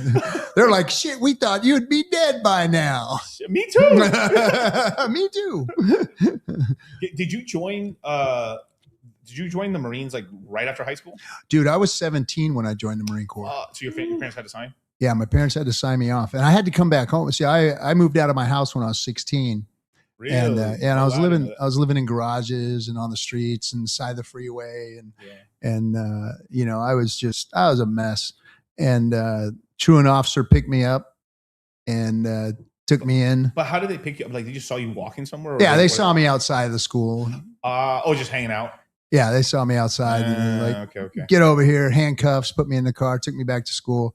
And when I got in the counselor's office, there was a Marine recruiter in there with his dress blues and shit on, you know. These fucking motherfuckers. He was sitting there and the cop was standing there and they were looking at me and the cop was looking right at me like, you're mine. And the counselor said, hey, which one of these guys you want to spend the next, 4 years of your life with? And I looked at the cop and I'll never forget, his name was Roman. He was the local truant officer or whatever. He was busting me a million times. And he was looking right at me like, you're mine, bitch. And that Marine, man, I looked over at the Marine and he was uninterested in me. He was looking right through me. Oh, like, really? He didn't make a sound. And I said, him? I pointed at the Marine, right? And Marine got up, got his freaking cover, put it on his head and walked out the door. And the counselor said, he's going to take you over to the recruiter office right now. So Roman put me back in handcuffs and took me over to recruiting office. Damn. Dropped me off. And, I filled out my paperwork and they said, well, you're 17. So I had to go back home and get my mom to sign off. And she gladly signed me off. She gladly. Okay, what were you doing at 14, 15, 16? Where your parents are like, yo, take them. Dude, I grew up in the wood, you know. What? I mean, I grew up in Inglewood and Inglewood. and you know, South Central LA County and stuff, and it was bad, man. It was just that was, you know, it was the way it was, and you know, I was able to do whatever I want, when I want, how I wanted to do it, Right. and I did, and I ran the streets, and it just turned into that, you know, and so if I wasn't surfing or hanging out at some punk rock freaking gig, you know, with a Right. bunch of degens, I was out slinging, you know, trying to make some money. Yeah. And, you know, that was my demise, and either I was going to end up dead or in prison. And so, you know, Marine Corps saved my life, got me out of all that shit, and tried to teach me a couple of lessons. And, you know, when I got back out, finally, after I got out of the Marine Corps, I just went right back to the hood. Was that like a 4-year, 6-year thing to get? It was a out? 4-year. Okay, because I've been hearing nowadays it's kind of like 6 years now, right? You join up. Is that not true? I don't think it's mandatory 6. I think you could sign up for 6, but probably not. Probably it's been 4 years. I think it's still 4 years. Yeah, they tell me because you sign up for a 6, you get a Camaro. Like when you, You hear that, fellas? That's how they sign up. You get it. Pro tip. Pro tip. Pro tip. But you do 8 actually. So you do 4 years active duty, then 4 years inactive reserve. Oh, okay. So back then or now? Back then, I don't know what it is now, but it might be Okay. 6 now, where it's 4 in, 2 in reserve, something like that. Okay. So that might be what it is. I'm not too sure about what exactly it is, but yeah, it's you know, it was what I needed at the time. You know, I don't subscribe to, you know, what's going on these days with how the military industrial complex is treated, you know, young youth like myself, you know, that are, you know, we don't have shit, so we go in the military, you know. I will, even though there's a bunch of negative things about it, it is a great way. Enough people have said this to be true that it's the best way to get out of a bad situation. You know, if you're in a, like, especially if you're low income, you know, you're in a very bad situation. It's a great way to kind of get yourself into like lower middle class, just because it's such a reset. You get away from everybody that's bad, and bring structure. You bring some structure, and then also like especially if you take advantage of all the GI Bill stuff that's going on there, and go schooling and get certification. Yeah, I mean, if you do it, there's some people just go to like, just, you know, it's socialism. Yeah. The military is socialism. People don't realize, you know, you give up your rights when you join the military. Yeah. A GI stands for government issue. People don't know that's what a GI is your government issue. Like, you are now privy to double jeopardy. You know, when you're in boot camp, you don't eat, talk, shit, sleep, whatever until you're told. And then the military controls your every move. Like, when you leave the base with a motorcycle, you better have a helmet, a reflective vest on, and, you know, all that kind of stuff. And don't get a ticket. You get a ticket, you get put in jail or something outside, then you get slammed when you get in. You get court-martialed, you get, you know, so it's double jeopardy. So military socialism, you're living under socialism.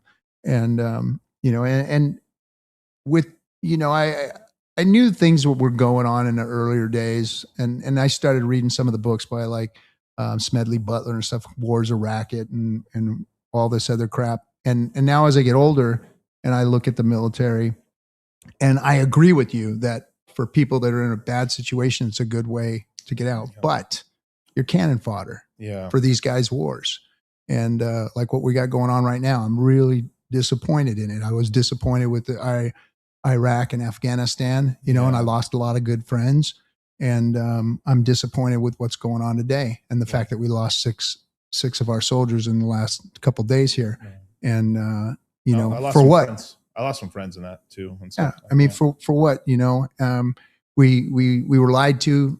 Iraq and Afghanistan, we got nothing out of it. Military industrial complex got a lot out of it. A lot. They made a lot of money. A lot. And shout out Halliburton. You know, they were doing Dick Cheney's bidding, and he was making millions and billions of dollars. And off of what? You know, just to keep these never-ending wars going, make more people angry at us.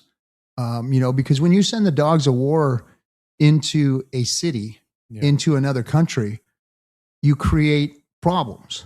You know, like Marine Corps boot camp, Marine Corps training is the most effective brainwashing technique known to mankind. The Marine Corps takes a human being that can be sopping wet 90 pounds and turns them into a killing machine when they come out of boot camp. I'm not saying that a 90-pound guy that's never even gotten in a fight in his life is a guy that can go into an MMA ring and beat a guy in a fight. Right. But a Marine with a rifle that has been taught that's a 90-pound weakling is going to murder shit, is going to kill shit, is the most effective killing machine on the planet because of what they've trained that person to do and the mindset that they put in that person. The mindset that they come out with is like, we're going to go rape, kill, pillage, and burn and eat people's babies. And I'm not saying that as a joke. That's what a Marine is. You unleash, it's just like having a game bred pit bull that is a killing machine, and you've raised it to be a killing machine, and then you take it to the dog park and let it go with all the shih tzus and the poodle doodles and all that other shit and say, go have fun, Rex. And there's blood and mayhem everywhere. Right. And you should have expected it. You release the dogs of war in the middle of, a bunch of, dogs. And that's what happens when you put the Marines inside of a city. They're going to kill shit. And if you kill one of them, it gets even worse and it escalates, and you just get the dogs of war going in there. And what do they do when that happens? Well, you got Marines that are going in there and doing things out of anger and spite and all this other stuff. And you end up with a bad reputation with those people. You killed somebody's mom, you killed somebody's dad, you killed somebody's brother, their sister, their kids. And you create this hate that's never going to go away. I mean, think about it. If somebody kills your kid, you hate them forever. Right. Like you want to do harm to them. Now, I'm not saying that there's not, forgiveness and all that kind of shit or whatever. Right. But as a father, but not right away. No, yeah, but not right away. Yeah. And some of that stuff's deep seated. And if that person is molded in a way to hate this country, and they had something like that happen to them for no reason, where everything was happy and go lucky, and then all of a sudden their whole world was turned upside down by the United States, they're going to be angry. Yeah. And that's why we get what we get. And, until we stop, doing all that shit, we're not going to, we're not going to fix this world. We gotta fix the world. And it's about getting rid of all this bullshit with these industrial complexes and the money that's coming into all this shit. And they're sending our kids out to go kill the poorest people in the world, for the wealthy. Yeah. And, that's, there was a time when I rah-rahed it too, and then I was a Marine and I would have done anything that they told me to do.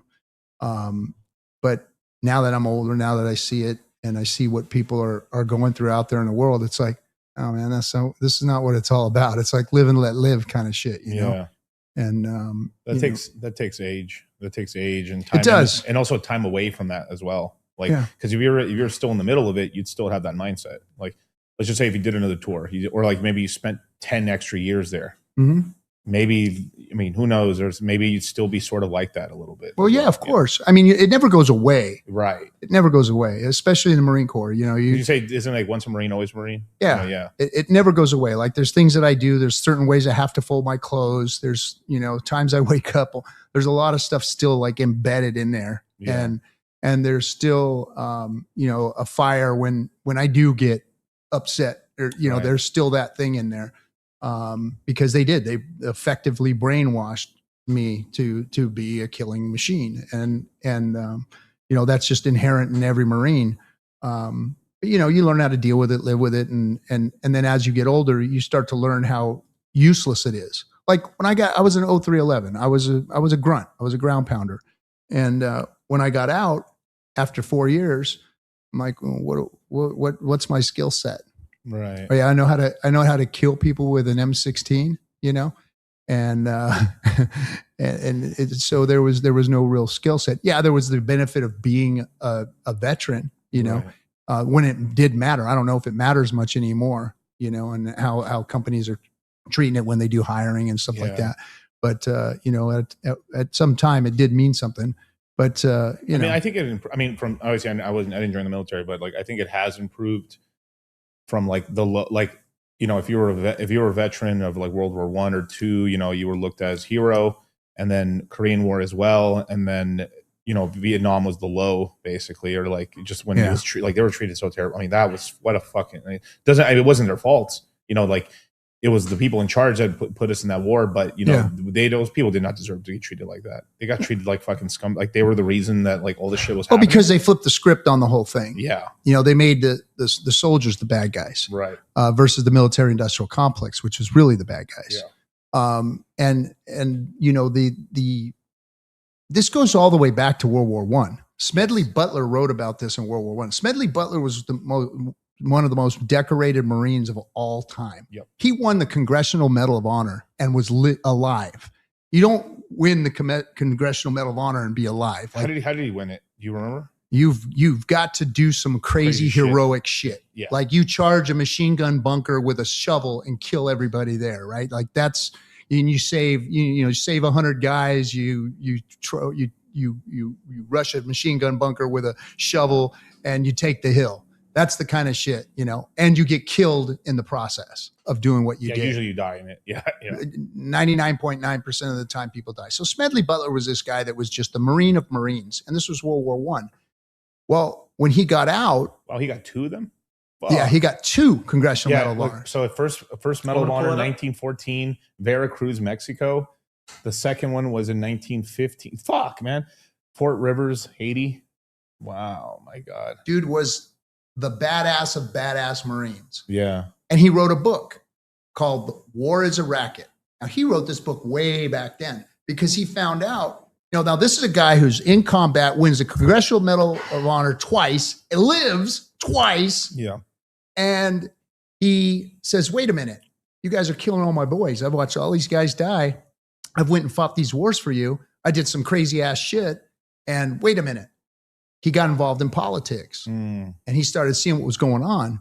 And so he tried to pull the covers on it and he ended up taking shit for it. They called him a commie and all this other kind of shit, but he was like, he was the real deal. It was like, you couldn't take away his accomplishments. No. Yeah, exactly. And that was the thing. That's why they just tried to make him go away because when it came down to it, he stood in a room of all these congressmen, senators, and presidents. He was the fucking real deal. Like there was no doubt that Smedley Butler was the real deal. And whatever he said, if that guy would have became president or something, holy shit, he's going to expose the whole thing, So he wrote that book, War is a Racket, and he really breaks it down on what they did. And we didn't learn our lesson from that. That book was like hardly anybody knows that book even exists. But he was kind of like the first one to speak out about the military-industrial complex. Right. And he was a good dude, man. But we didn't learn that lesson. We never learned that lesson. And they've suppressed all that stuff so that they keep us wanting to fight people and wanting to get angry at other people versus who's really controlling shit, which, and I've always said it's the billionaire class. Yeah. And we're in such a weird position too, because it's like, we almost have to back it because it's like the dollar is backed by, but it's the petrodollar, but like the crypto, central bank digital currencies are coming.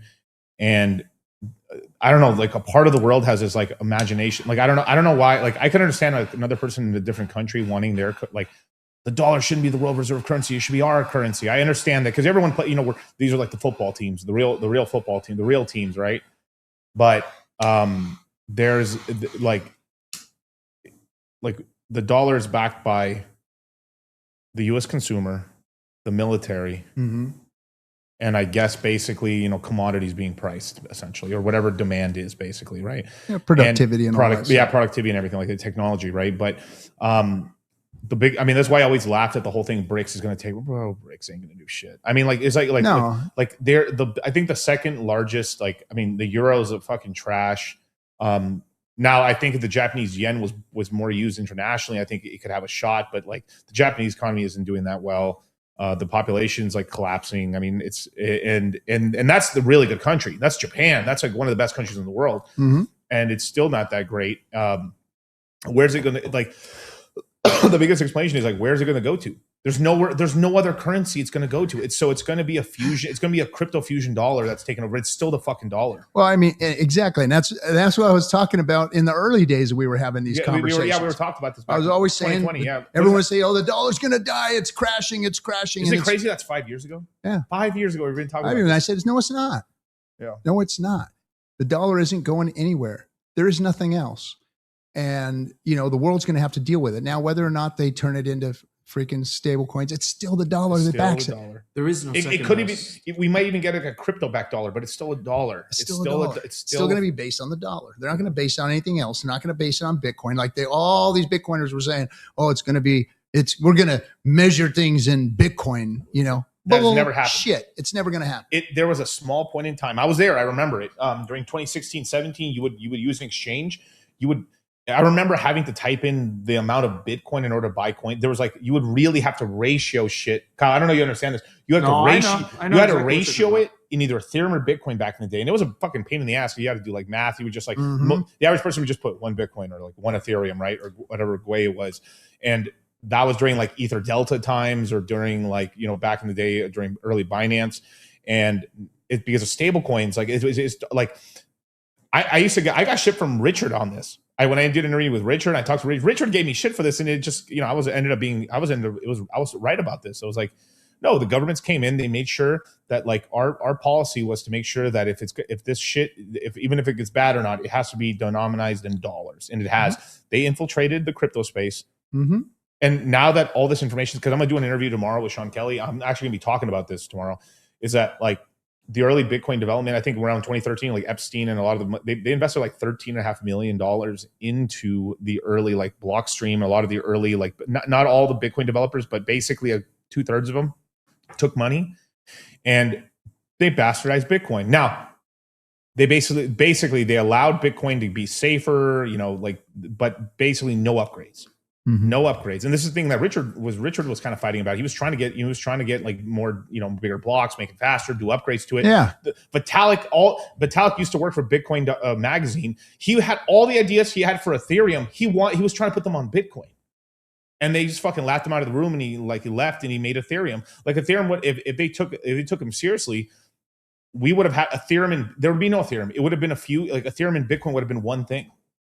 Actually, would have been nice. Would have been pretty nice. I mean, we'd only be using. They went out of their way to bastardize it. Now that's not going to happen anymore. Well, and you know, everybody was afraid of the CBDC thing, right? It's like CBDC, no CBDC, CBDC, and they basically did it with, you know, the Stablecoin Act by giving stablecoins to the banks. Yes, they've just created the CBDC. Yeah. Now it's just called a stable coin, right?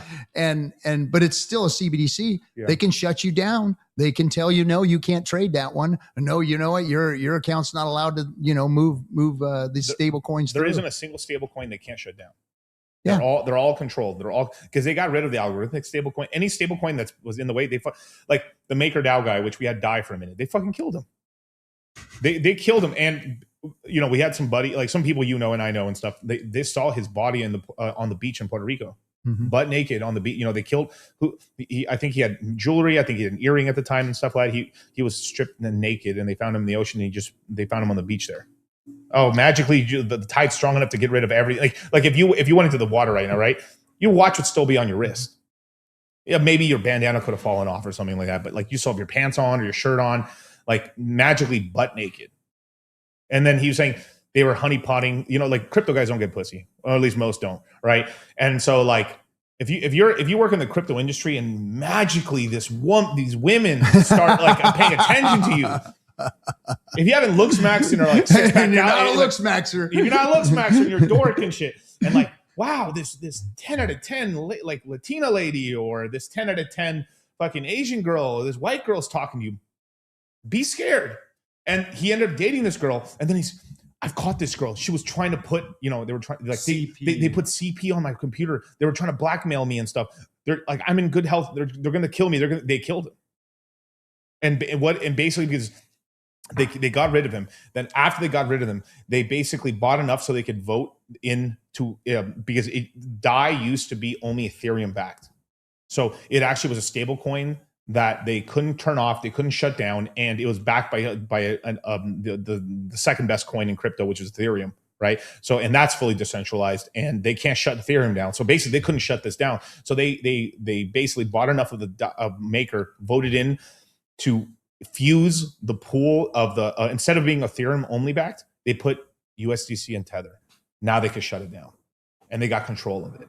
And now it's just whatever Bastard's version is. Like that's why no one uses DAI anymore. It's fucking bullshit. And the people that they wanted crypto to usurp or take out of the game, they just gave it back to them. That's why I've had projects come to me. They told, hey, want to make a stablecoin, bro? Don't do it. Don't do it, bro. I mean, don't do it unless you got the legal backing or something like that. Like it's got to be backed. If you're going to do it, it better be backed by like a stablecoin like USD. Like you're gonna have to bow down somewhere. Well, they're backing it with treasuries now, which is great. I mean, it's a great thing. I mean, for the United States government, and I'm for until it too, it crashes. Until it crashes. but like, here's the thing: is like, all right, Tether, right? Tether is literally one of the most. I think it's per employee, it is the most profitable company on the planet. Wow. Per employee, they make more money and profit than JP Morgan. Insane. It's insane. JP Morgan has 30,000 plus employees. They have 300. Well, it's obviously it's easier, more efficient and all that Right. kind of stuff. JP Morgan has a million different freaking cogs in their Right. wheel to make it function. And that's why crypto's better. Yeah. But now it's not. Yeah. And it's got the banks shooken up. I will say this. So banks are scared because they're not scared anymore because they own it. They own no, but they're trying to not allow crypto native. Like they're even coming. They don't want okay, you can have a stable coin. You can't give your customers yield. You can't. Yeah. Keep it for yourself. They're basically no, be greedy. Just keep it for yourself. Do not give people because they want to because then what will happen is they're afraid in 5-10 years that the average person's just going to withdraw all their money out of the bank accounts and just put it in stable coins. They're going to kill the banks. And they're going to kill the banks because the banks are making money on your money. Of course. And I don't like that. No, we don't like that. But we just gave them that power. Yeah. We gave them that power. And the banks, we don't like it, and the banks don't like the other side of it. So this is what's going to happen. USDC. So basically what's going to happen is you're going to have to get, so for going from Coinbase, means you're going to have to take your stable coin and deposit it in a third party, which puts you in counterparty risk. Mm-hmm. I mean, you would have the counterparty risk already on Coinbase, but it's very unlikely it's going to go down. You'll have to go into DeFi to go get the yield. I know how to do it. You know how to do it. We know how to do it, but there's risk with that. Like right now, Miguel, what are you doing with your stables? Nothing. I'm not yield farming shit right now. You start yield farming February of 27. You wait until all the shit crashes, everything goes down. It's the playbook. I've done this twice already. And really, the first time you really couldn't yield farm back in the 2018-19 days, but in the 22, 23, 24, you could, obviously. There's no point. There's too much risk. You're gonna have your money on some third-party fucking app. They oh my god, the pool got hacked somehow and they drained all the money. Oh my god, and you can't rent to anybody. You're not gonna get your money back. No. You'll be lucky if you get 10 cents. And of your they money shut back. down any investigative bodies that are investigating crypto Right. anymore. That's all gone now. Yeah. Which it's a good thing and a bad thing. Right. Because now the scammers can run amok like they have been, and they're going to get worse.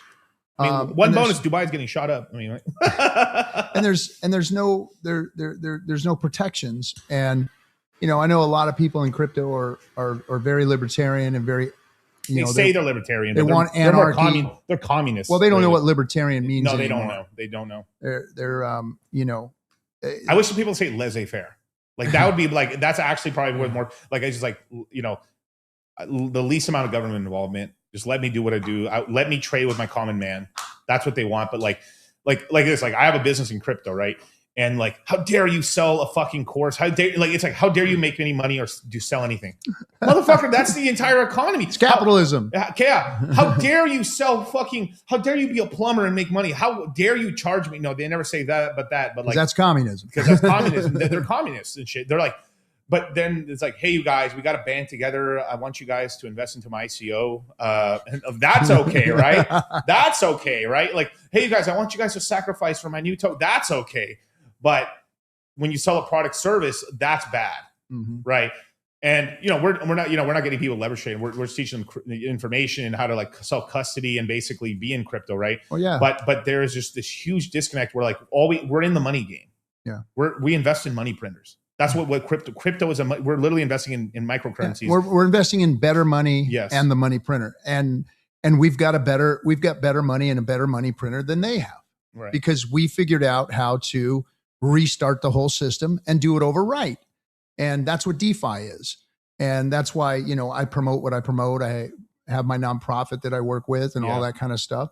And it's about DeFi because you know, when Bitcoin first came out, there was the cypherpunks, Right. and they were like, "Hey, we got to fix some money, fix some money, fix the world," and it was a noble cause. Yeah. And unfortunately, the technology and the market that came into that technology was not ready for what it was. You know, the technology itself, Bitcoin is garbage. It is. It doesn't function properly. It's not the end all be all crypto. It needed to be redeveloped and advanced. And that's what DeFi is. And, you know, you got yourself a decentralized. But it takes time. Everything takes time. It takes time. And now it's about educating people on what it is.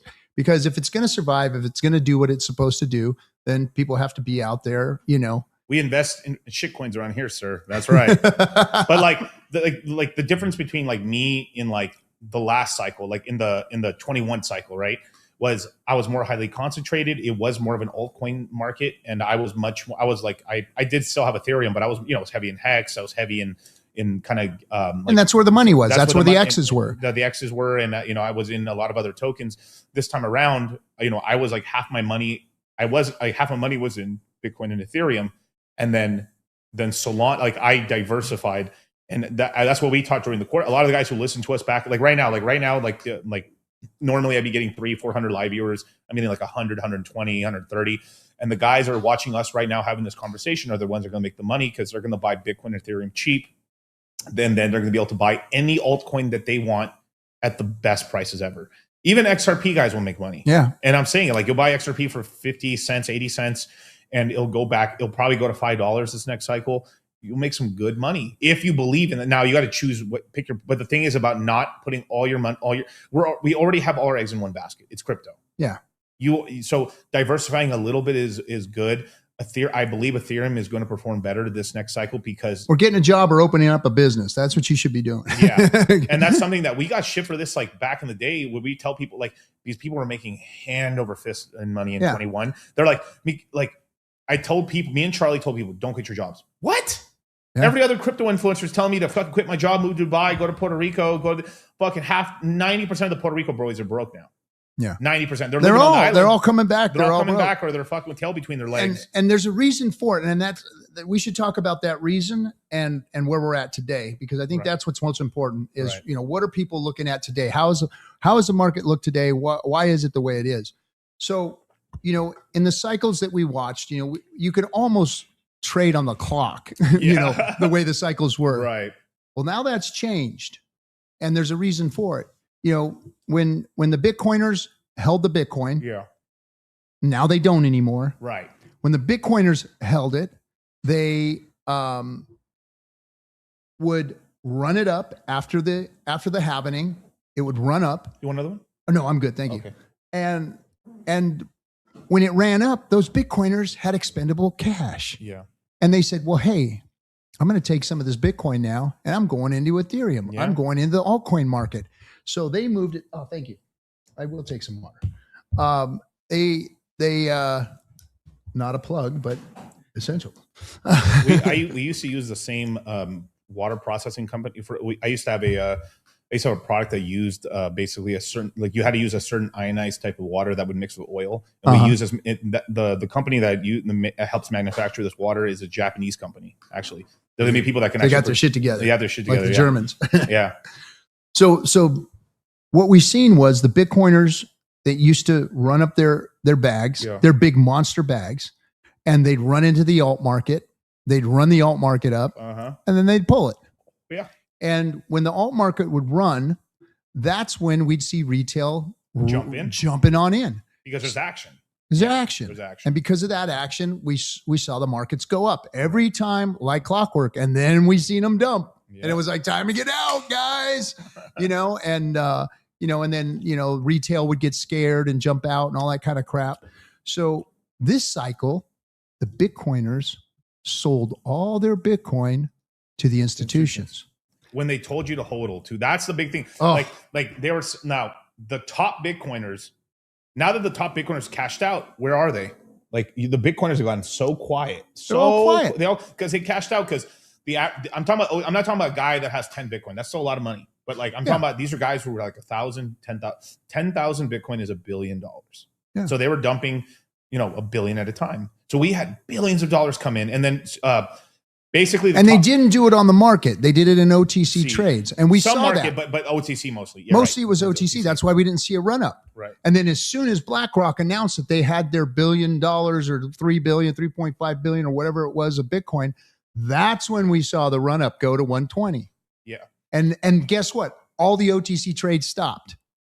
Or they stopped allowing us to monitor it. That's for sure, because I don't see those alerts anymore. I don't get my alerts from. And there's a big thing because Glassnode, like there's all this data. They were really accurate, and then around like CoinGlass 4 or 5 months before the top happened in 21, the data was wrong. Oh, I'm so sorry, you guys. Like the data just stopped working for a while.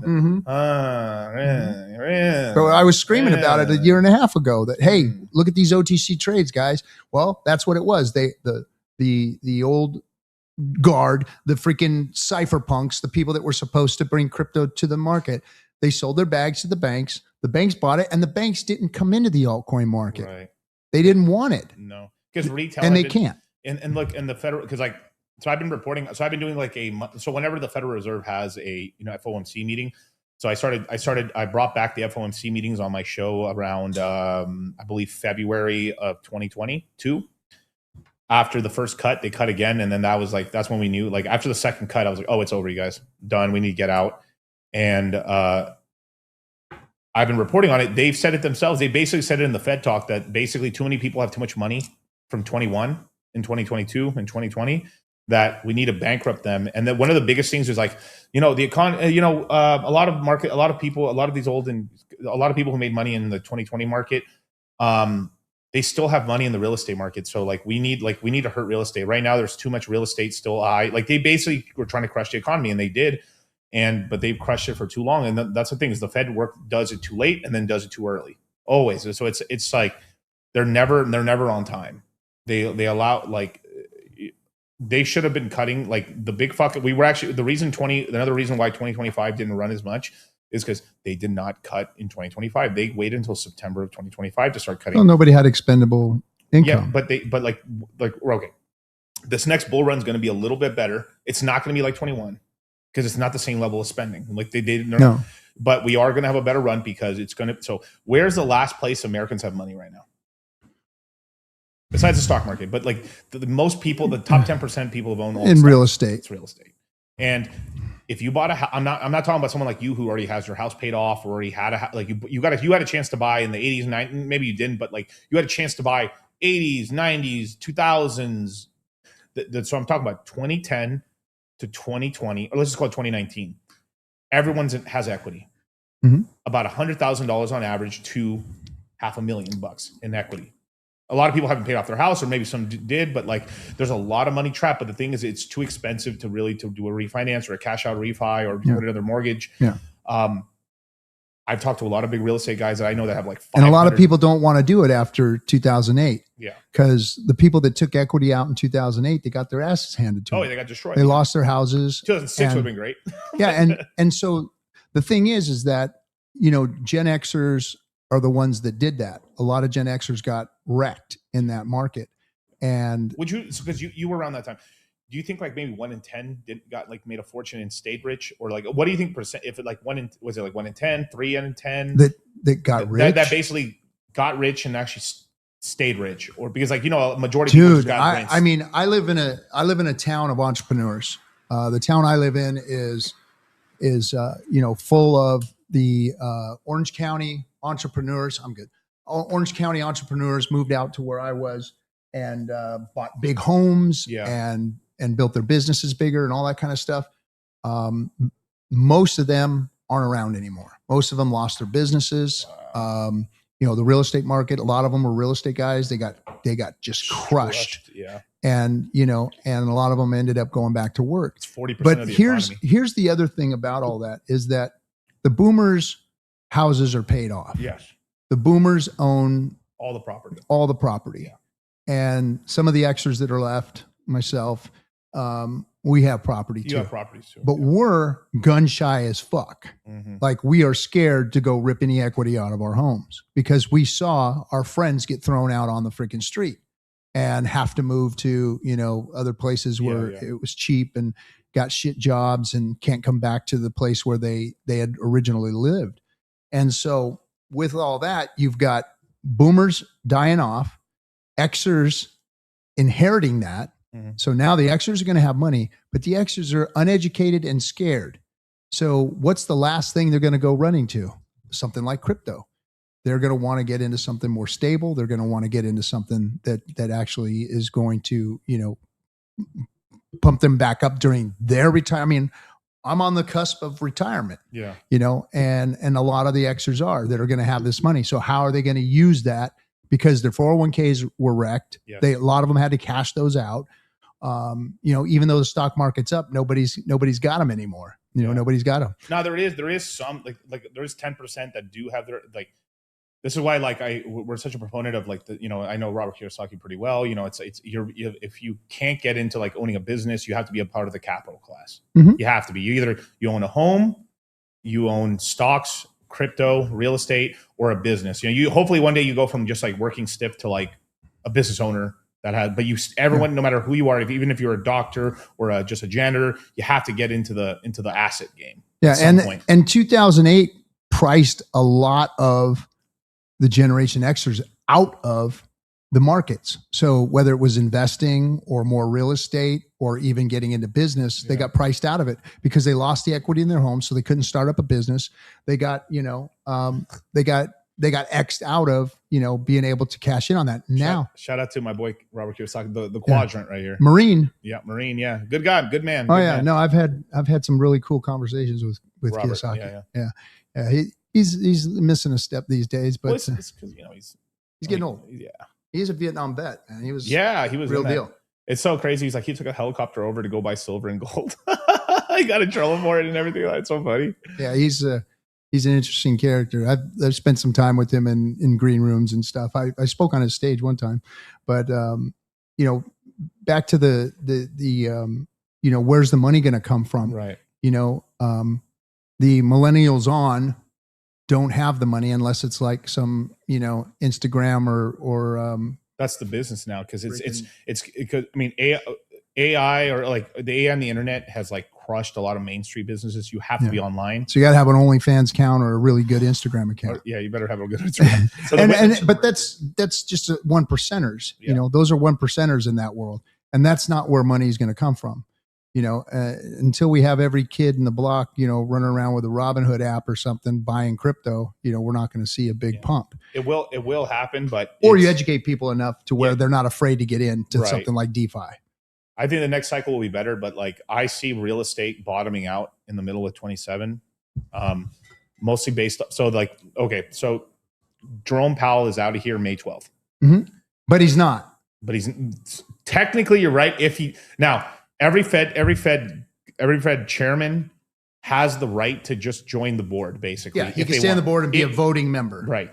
But it has not, it hasn't been confirmed. It has, but it hasn't been, but usually it's like you're allowed to, but most people step down. Alan Greenspan stepped down, Volcker stepped down, Ben Bernanke stepped down, all of them stepped down. Yeah, historically they have. Usually like, okay, thank you, they retire and that's it, and they go do the circuit to make all their fortune. Right. It's very likely he just steps down, but he might just decide, fuck it.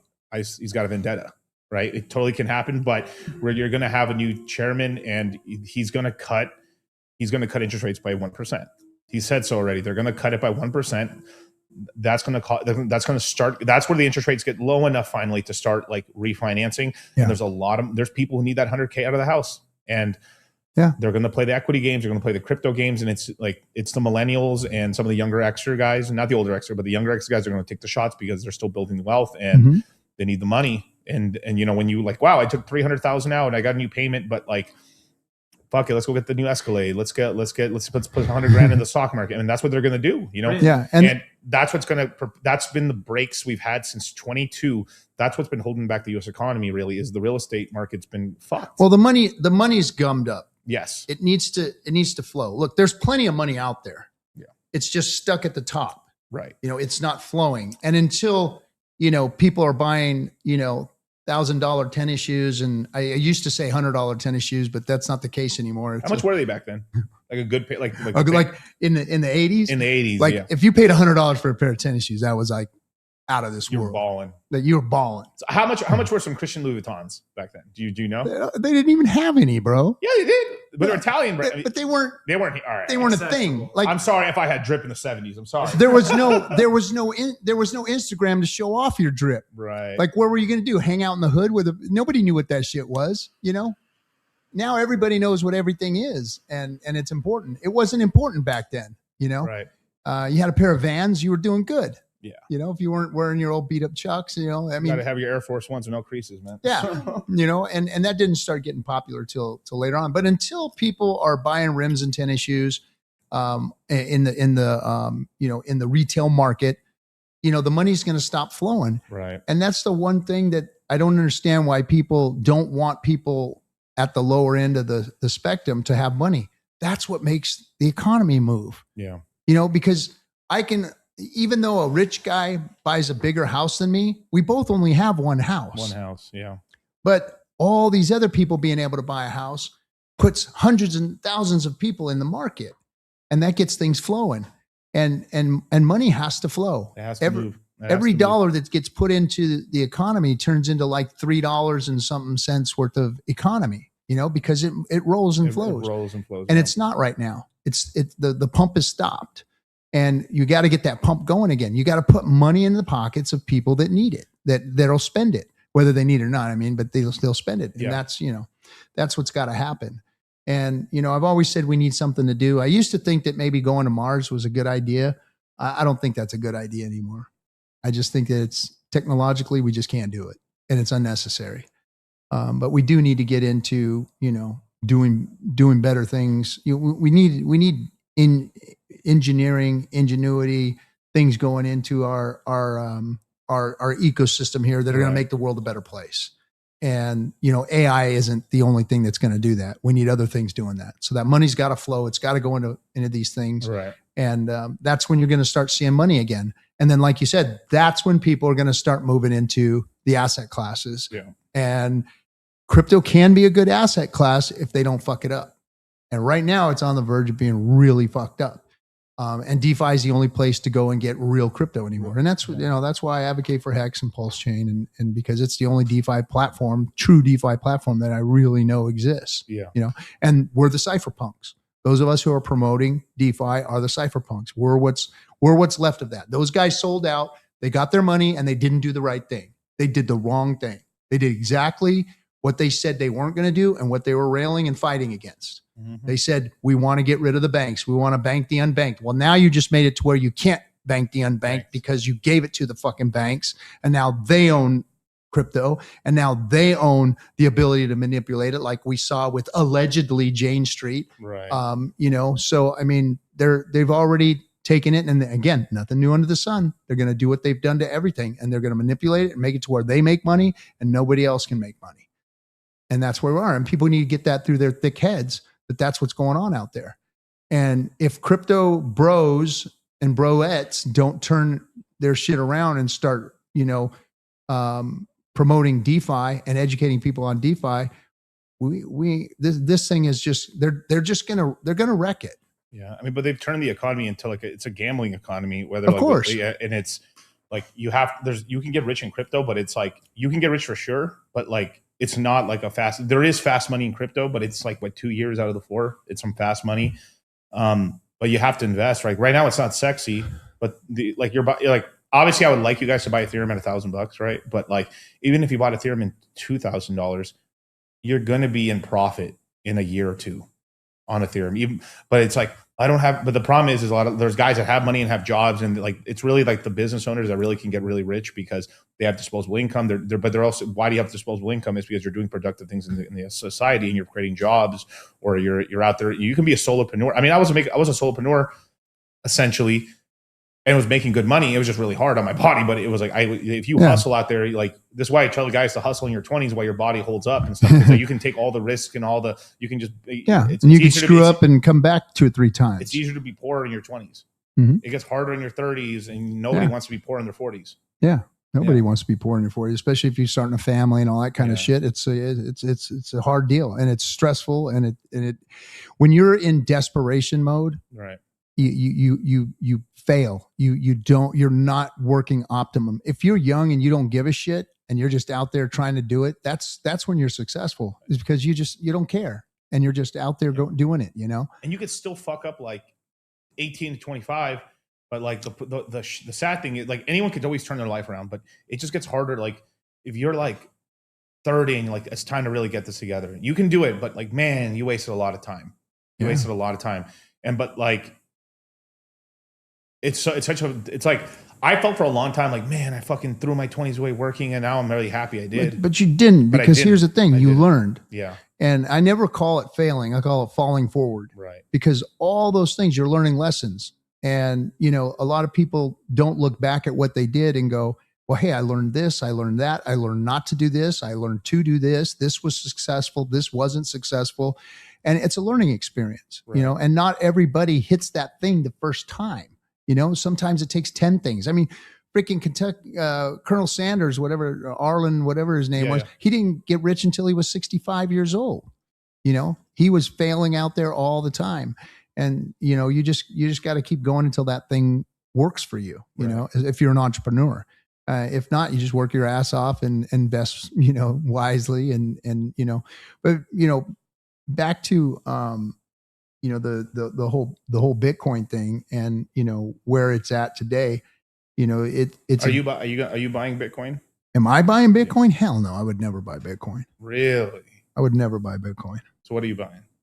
What am I buying? When the price is right, what do you buy? I want DeFi, man. I want DeFi. And, right now the price is on everything in DeFi or supposed DeFi. Make sure you do your research.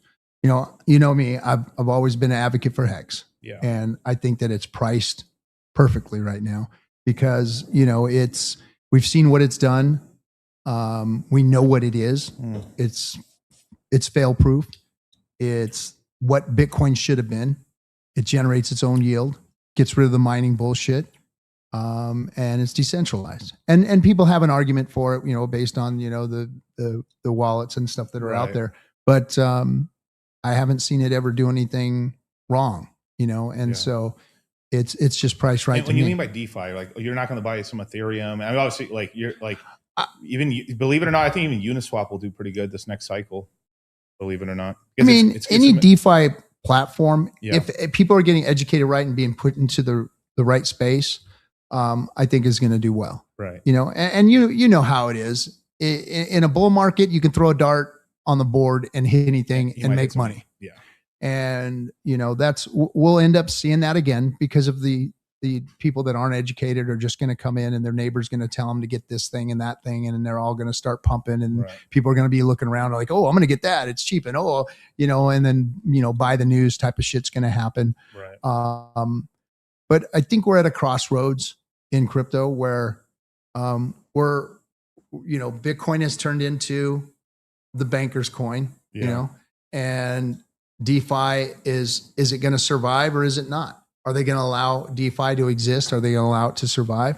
Or are they going to try and, push it out? I think no matter what they do, it's going to survive. It's either go underground or there's always going to be an underground in a corporate version. So when it's an underground version, you don't get the looks, you don't get the masses coming in, you don't get retail like you want because it's difficult to get into DeFi when you got to go bridging and doing all these other things, and then let's not forget, most people out there buy crypto, but have you ever sold it? Have you ever tried to live off of crypto? Have you ever tried to sell crypto? What do? You got to turn it into a stable coin first. And then guess what? You've got to have this platform that's going to allow you to put it in your bank account because nobody takes Bitcoin. Nobody takes stablecoin. It's not, you can't pay your electric bill. You can't pay your water bill or your trash or buy a house. That doesn't exist. There's ways around it, but it's not easy. You're right. It's not easy. And you're not going to get the general public to do that. And you're just going to have a few crypto bros that know what they're doing to get the money out of it and into their bank accounts. Right. And until you get that whole thing situated and figured out and made easy for the guys that have the money, the Xers are going to have the money. Once the boomers start dying off and they start inheriting their homes and their everything else, and the money starts flowing again. Some are starting to die off now. Yeah. What the older Xers are like almost 80? Oh no, I'm sorry. The boomers. Boomers. Boomers are hitting 80. They're in their late 70s. That's the most shocking thing. I always thought that 80s was like the time most people died, but 70s is where a lot of people die in their 70s. Yeah. I don't know why. I don't. It's in my head. Let's see. What is it? Generation Xers. Yes. So Xers are between 46 and 61 years old right now. Yeah. Yeah. Yeah. So I mean, it's I'm on the late end of the Xers, but it's until we get crypto figured out and the masses educated on what real crypto is. Right. We're giving it to the banks, and the banks aren't going to let us win. We made crypto so that we can all win. Right. That's what crypto's supposed to be. Everybody has an equal playing field. Everybody's equal here. We can all go out and make our own way in it. Well, not so much anymore, because you got to get out. You got to get out to spend it. And if you can't get out, if they hold the stable coins, if they control the stable coins, they can say, you know what? I don't like what your wallet's been touching. I don't like what you've been doing over there that we can't see. Yeah. So guess what? You're not going to be able to cash that shit out and put it into your bank account, because now they have a CBDC. Yeah.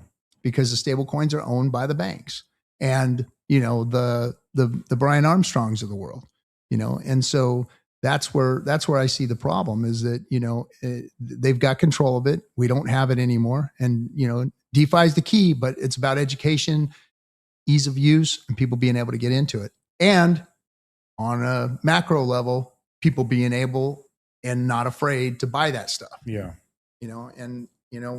That's where we're at today. We are in dire straits until that, like you said, the interest rates have to come down. People have to be able to access money, and there has to be a market. So it's one thing to access the money, but you got to have a market that's going to allow you to build a business, build a service, invest, and use that leverage to go out there and get the freaking thing churning again around and stuff. I mean, I really think at least in the real world, I think the interest rates come down. I think money starts moving. But in the crypto side, I didn't like this whole Clarity Act. What clarity? It's all about stablecoins. It has nothing to do with where's the clarity on how to start a crypto business in the United States. Well, that's the shit I'm kind of irritated. I was positive on it because it looked like they were giving DeFi carte blanche. I don't know what the last markups were. So the last markups are basically, all right, we might allow you to do, they're contesting the yield, what are the yield, but they've said, okay, you can have stable coins, you can have that, but instead of throwing all 100%, every dollar into treasuries, you have to at least keep 2% in cash. You can't just. So I was like, they're basically saying 2% has to be in cash, which is already nothing. And I'm not against those kind of rules, but it's who has control of those stable coins that bothers me. Right. And I know, whether he did it for us or not, Brian cried about, the whole yield on the stable coin thing and got them to relook. But I mean, at least it passed Congress. Yeah. The Senate looks like they're trying to make it better. And if they mark it up correctly and they move it through, then at least as long as they don't kill DeFi in the bill, then, we're sitting pretty good. I think it's going to be a middle ground. They're not going to, it's like, I think both sides are going to be pissed because the White House put pressure on the banks. It was like, you guys can't just nuke the crypto industry because Trump, no matter what he says, he is a pro. It is nice to have a pro crypto president. It's just the macro right now has not been good, and it's also the Democrats are doing everything they can to stop it. Yeah, and they're pro crypto too now because it's become such a big voting block. As boomers are getting old, everyone's getting older. The millennials are going to be in 2028, 2029, the millennials pretty much become the driving force of the entire economy at that point. Right. And then 2035, Kyle's generation starts entering that as well. So, and the Xers are be retiring and the boomers are beyond retirement. I mean, they're all in retirement age now. Yeah. Yeah. And I'm not, I think that, the millennials on down get it. They understand crypto. They understand what it means and what it could mean to them. It's my generation that I'm worried about. It's the X generation and whether or not they're going to be able to move that money into it. They're going to be able to get those businesses going, hire these younger people to make money so that we can get the machine rolling again. Because when the machine's rolling, that's when we're all making money. That's when people are coming into crypto. That's when all of our bags are growing. That's when it's gaining popularity. That's when people are wanting to see it have a use case and all that kind of stuff. But because it turned into that speculative asset, it screwed the whole thing up, Right. you know, and that's why they sold out. So I don't know, man. I wish I had better news. But I just feel like I think it sucks right now, but it's not going to suck for that long.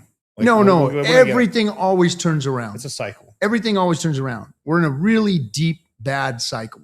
Not just in crypto, but in the whole world in general. I mean, we look at what's going on out there right now. Like when we started the stream, it was everything's fucked up. Right. And everything is fucked up right now. And, you know, but it's going to be about everybody changing their mindset and starting to focus on doing the real work. Right. And making the world a better place. And, you know, right now it's been catering to the billionaire class. Yeah. Billionaire class has been catered to for, you know, the last decade. And it has been nothing but harmful to everybody, middle and lower class. Right. You know, and until the middle and lower class, which is the masses of people, let's not forget that's, you know, 99% of the people, until they're spending money, feeling good and investing, you know, the markets aren't going to come back. Right. You know, so that's the state that we're in, and I'm hopeful for it. Because like just to go, I'm a realist. So just to go off of like, you're throwing an event next year. I heard basically you're thinking about doing the. we'll see. Yeah. We'll see how things go. You know, like right now, it's impossible to throw an event right now. Right. Like event after event that I've seen have been crushed. Now there's people out there that have money with the big name, you know, blue chips and stuff, Right. because that's what they do. They market and they can. But in DeFi, we're all self-supporting through our own contributions, you know, and, you know, people just don't have, you know, the money to just drop 120K on an event and hope that people come.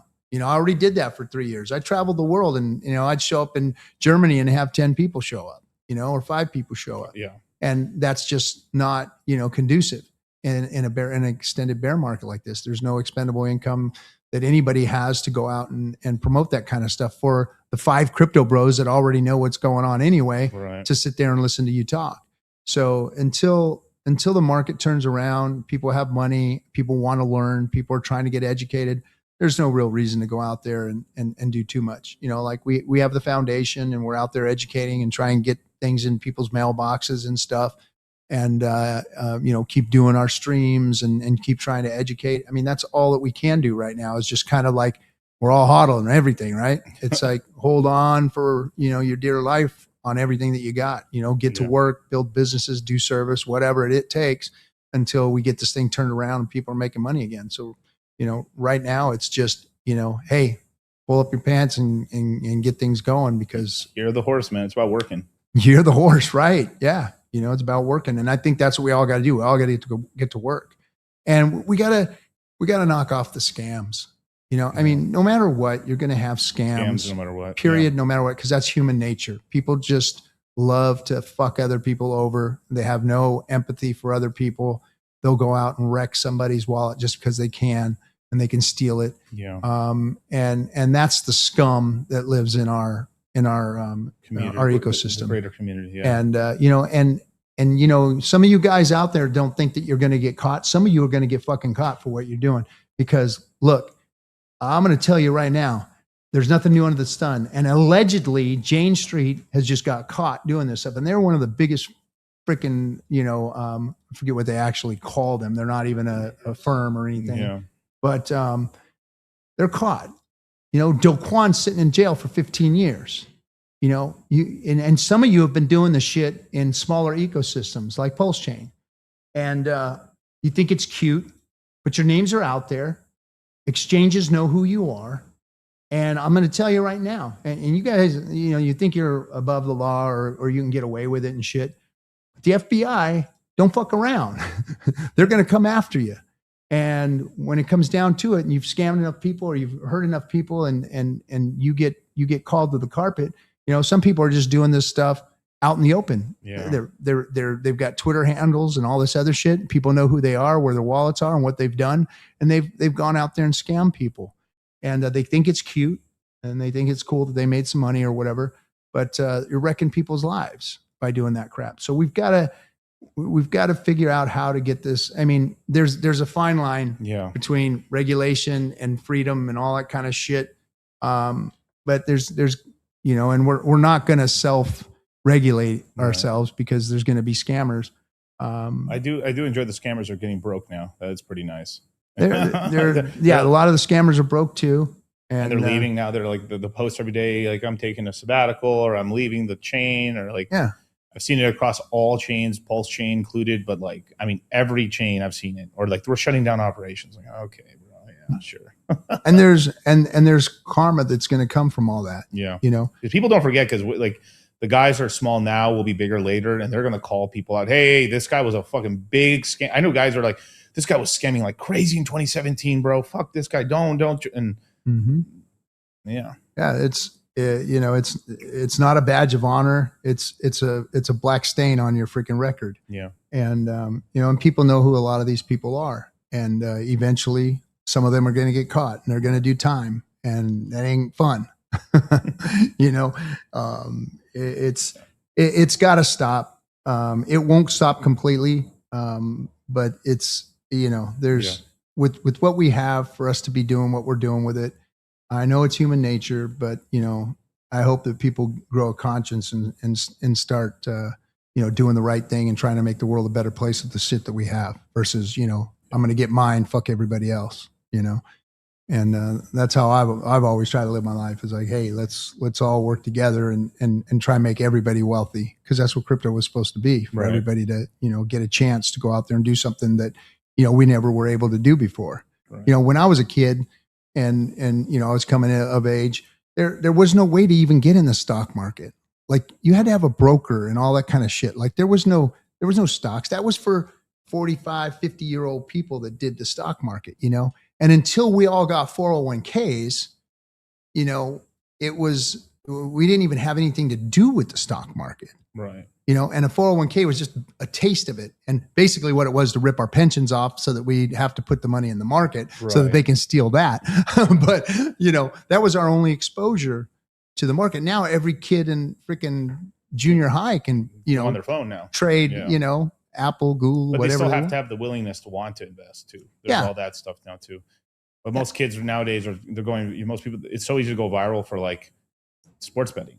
Or like gambling, sure, there's gambling and stuff. I mean, we live in Vegas, but like, there's levels to it and stuff like that. But hey, man, thank you so much for the cigar, brother. You're welcome, man. Dude, it was a good cigar. My God, man. Glad you liked it. We went in deep, man. We went in deep. But, yeah. But if there's anything we could teach you guys, is you have to have hope and you have to continue on. And just don't get rolled out. And I think you guys will be successful. I think so too. I think there is a light at the end of the tunnel, and good times are coming. Good times are coming. It's going to get better. It always does, and it may get worse first, as we can see today, what's going on in the world. But it is going to get better. But it's going to take all of you to do it. Yeah. Everybody's got to, man up or put their big girl pants on or whatever and go out and do it. Right. It's going to take all of us to get out there and do it for everyone else. So with that, you guys, thank you so much. I'll be on the stream tomorrow with Charlie at I believe his stream is going to be probably like at 4 or 5 p.m. and stuff. So we're going to do an interview tomorrow with Sean Kelly and then do his stream. And then my next stream after that will be probably on Thursday. So, hey, we're here with you guys, man. One of the few YouTubers in the crypto space that doesn't go away during the bear market. Ain't going nowhere. Ain't going nowhere, man. So thank you so much for joining me, man. We'll catch you guys on the flip side. See you guys tomorrow, man. Peace.